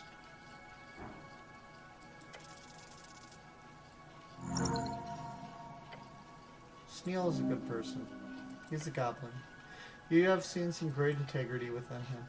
This is not something you should ever suspect in such a crossing. You can trust him, and you understand him. What is he thinking about? He's thinking of Yorth. That's a lot of unspoken about your encounter in the void. Let him ask it. You were thinking about something. I am? Yes, I can tell. Let's talk about Yorth. Goblin slowly closes his eyes, relaxing his posture. He is carrying it no longer. Yeah, I have to ask. I just had a brisk conversation with the man who personally slaughtered my entire race. Let me ask, what the fuck am I supposed to feel about that?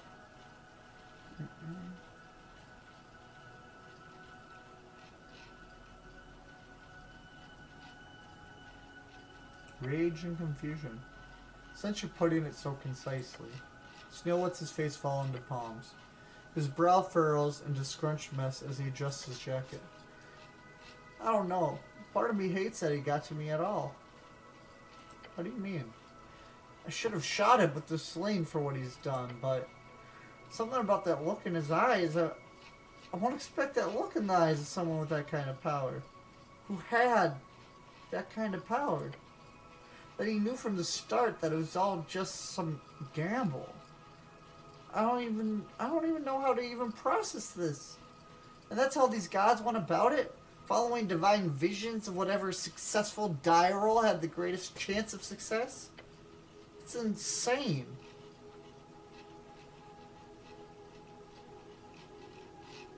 Just let him speak. Snow places a claw upon his temple. It's just that this old man stands there, defending every choice he's made, as if you were infallible, while also showing so much regret. Like he knows how much he's fucked up along the way, but he'd still do it again. Am I supposed to feel bad for him? Or should I be some all-forgiving monk just because he did his best? On top of that, he has the gall to tell me what I should do? Like his words are anything other than the rambling of a dead god? Fuck. I don't know. He looks down at the beautifully carved dwarven tiles. How do you feel about it? Follow what your heart is whispering. Exasperation. Breathless thinking. There is a good answer. Be straight with him.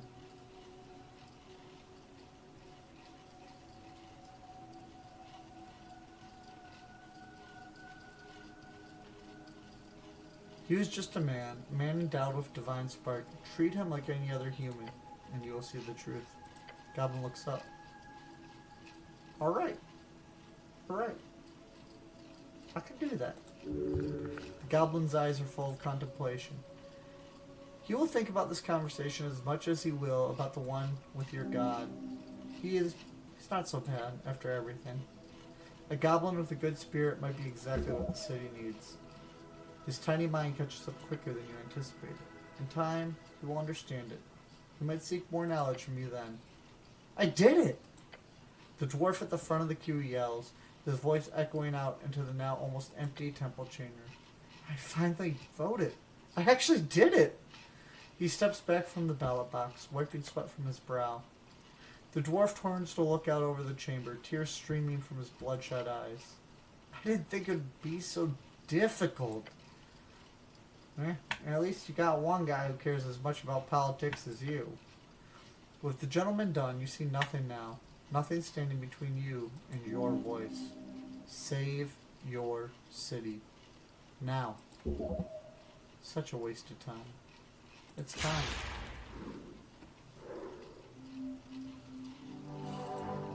The end. The vote. You approach the ballot box. It's slit. A canyon of possibilities. Time to cast this damn vote. The guy next to you drops his own voting card. As he too leaves the chamber, only you and Snow remain. Speaking of which, here. From his breast pocket, the goblin shows you a freshly printed voting card, without any of the boxes filled in. You rummage into your pouch for a moment until you find it. Your old voting card. So damn crinkled. All the boxes are filled in for some reason. I already have one. Yeah, but they won't accept that. The rules clearly state only one box can be filled in. Look at the new card. You see the Novekian stamp on the corner. The perch. It is official. The printing is a bit different from the card you received in the mail last week. Seems like the goblins must have ordered a new batch. You always think of everything, don't you? Oh yeah. I got an eye for detail. Holds up another card looking just as fresh. I just snagged an extra when I took one for myself. Unceremoniously, Snail then drops his own voting card in the box. Huh? Done. A power move. What? Just like that? What do you want? A fucking ritual? Song and dance? It's in the box. That's what matters. He has known for a long time what to put in the box.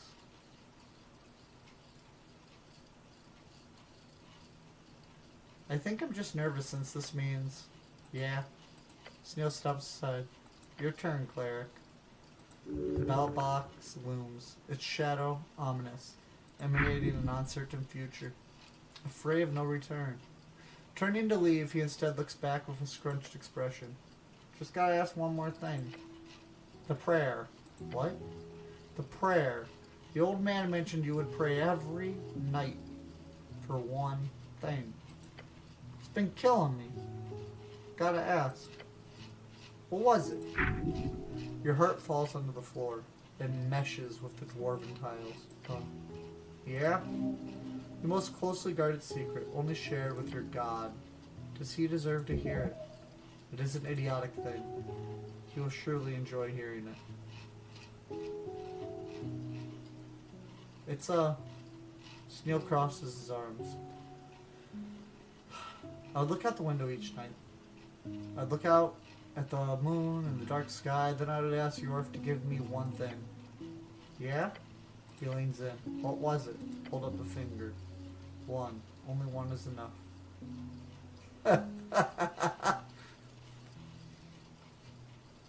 I prayed for one friend. The goblin listens. I was a lonely kid. He gives you a shrug. That's not unreasonable. It's really not. Your goblin companion laughs alongside you. He holds out a sharp claw, a handshake, a show of friendship, a brotherhood, a hand to shake.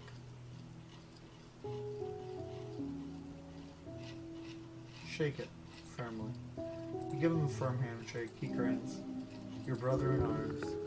He's gonna miss this. See you around, cleric. Your goblin companion then walks down the stairs, heading straight for the exit. As he goes, you hear him yell out, "And don't vote for anything stupid!" Watch him leave the Temple of Yorth. Then you're alone. Turn back to the ballot box. You see it staring at you. Next to it, a simple pencil. Alone. Years of strife. For what? For your ancestral home to be broken into squabbling pieces. All for this dream of democracy. A foreign dream. You are now about to contribute as one in approximately 300,000. For comparison, the textbook on esoteric history you read for your tower's initiation was 320,000 words long. Imagine yourself as just one of those words. Then realize how vastly little this action matters in the grand scheme of Northern. Yet one singular word in that tome can change its entire meaning. Vote. Vote for every person, every creature, all things in this world of yours. Vote. Pick up the pencil and look at the card. Everything upon your shoulders. As you bring forth the voting card, the pencil in your hand, a world watching. I know exactly what to vote. The ballot box believes you, so do it. Choose now. One final time. Is this voting? Sounds important. Meek thinks Master will choose good. Thanks, Meek.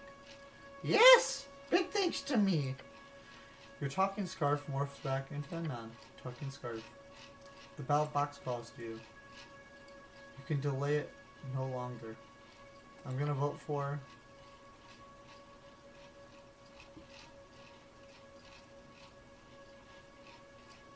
Well, we could choose Neil. Oh, he would be a great leader.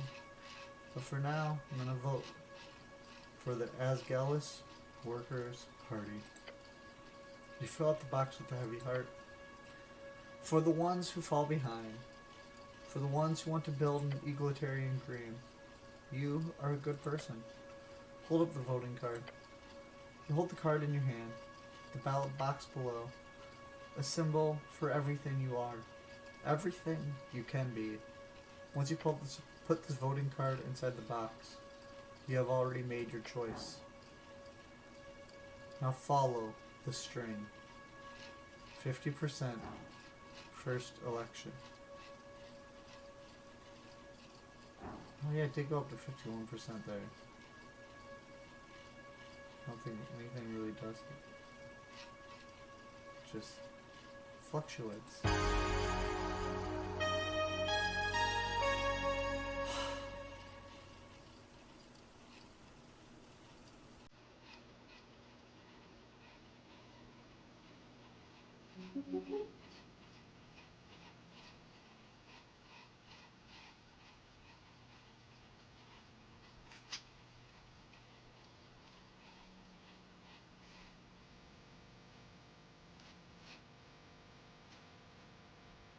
Yeah, what an incredible experience.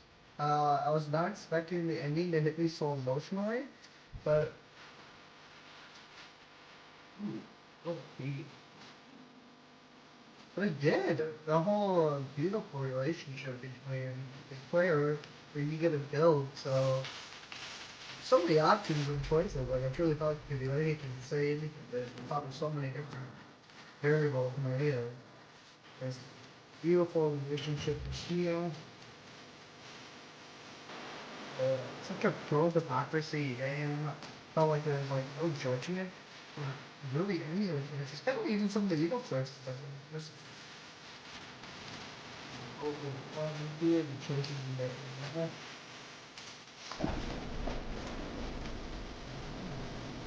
So often note that high-fine stuff or quickly scan them for real-world scenarios, but oftentimes they simplify everything to such an astronomical degree. And so this game actually kind of avoided that pitfall. And it's ending there, it's ending an election, and you plug it in, you don't get this like afterflow of results or anything. And I think all of it is great CRPGs overall, so you make all those choices just when you get the title card, and then that's how it goes. A little update to those questions are really your decisions are greatly influenced all these changes, places and worlds and people. But I love that this, like, you made changes, you made some pretty significant changes to the life, but you feel all that outside of the voting booth. Yet it never pulls away from the importance of voting and being part of that process and having a voice and say. And yet, also, it stresses just how much it's important to do stuff outside of voting and how much the choices you make every day matter.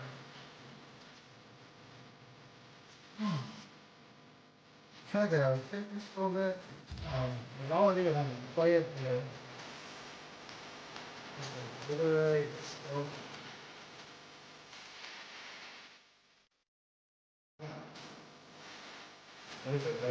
All of the design stuff, just try to like, look at that lighting. The lighting is gorgeous.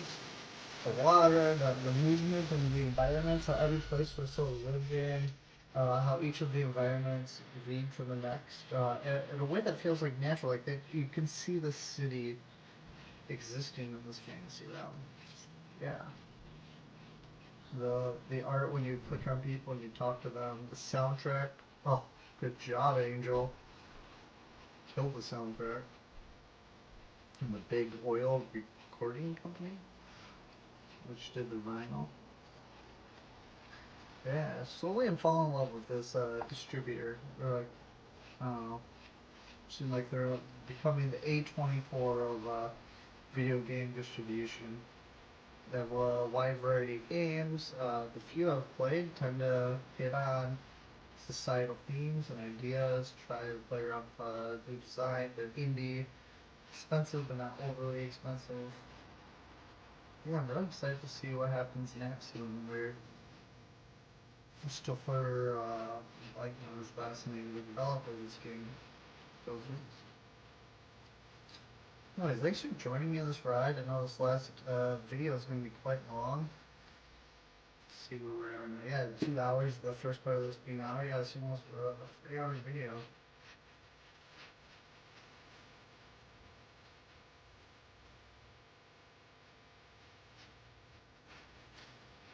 Oh, this should play out. 75,000 playbusters.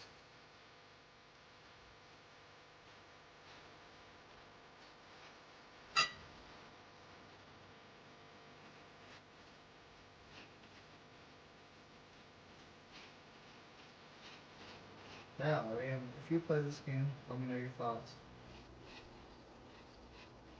It's definitely one I want to talk to you about. Nice shout out to Disco Elysium there and Planescape Torment. Games that came before. Yeah, I feel like in a few years this game will be talked about in the same breath as those ones. 8 years of trial and error.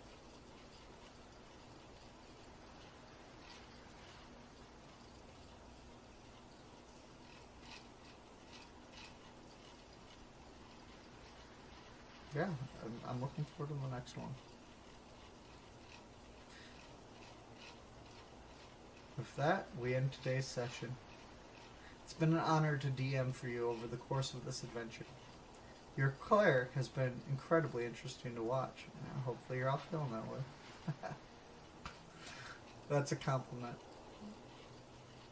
Somehow you actually managed to score an actual date with Etter, the literal angel. I'm sure she's as surprised about that as I am.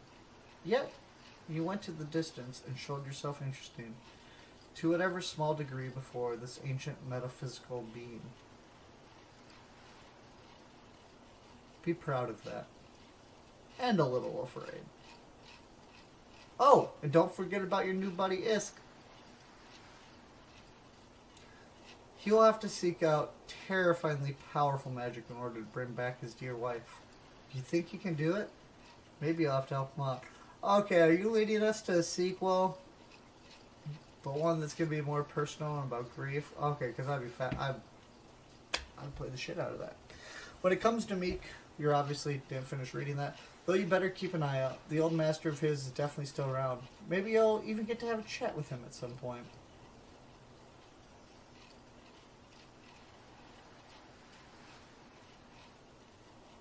Then there are questions surrounding those lost mines Axel was looking for. It sounds like a higher tier dungeon to me. I'm guessing that might be a great focus for the next adventure. Who doesn't love a good treasure hunt? No matter what, the Golden Horde will keep a watchful, radiating eye on this city of yours. Of course they will, the bastards. And that eye might end up fixated on you because of how you played it in that meeting. It'll be exciting to see. Your cleric is also stacked with riches from the deck of many things, of course. Oh wow, you even threw that in at the end. Cool. I am wealthy as hell. I don't want to ruin your fun too much, but he is going to have to pay taxes on that. Plus he collected it while on an official mission. Nah, I'm broke. Expect to keep less than half. Sorry, those are the rules. I didn't write them. Oh, never mind. It's not too bad. It's 25,000. We're gonna have so much money. Okay, I technically did, but trust me, I'll make sure your cleric keeps a decent chunk. Oh, thank you, DM. Ultimately, though, I'm most intrigued by your encounter with York. For Sneal, it was a meeting with the horrors of the past. For Etter, it was a reminder. The more she stays put, the faster everything around her spins. For the cleric, it must have made a lasting impression. One that will shape his future and the era to come. Speaking of which, with the election done, I feel like this campaign needs a time skip. A couple of months? Years? Norvik is heading into tumultuous times, but your Asgell cleric will surely find purpose in the cause. I can't wait to see what you do next. Christoffer Bodegård.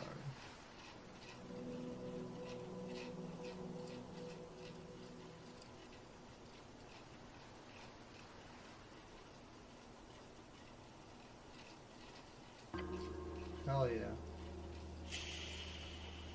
Okay.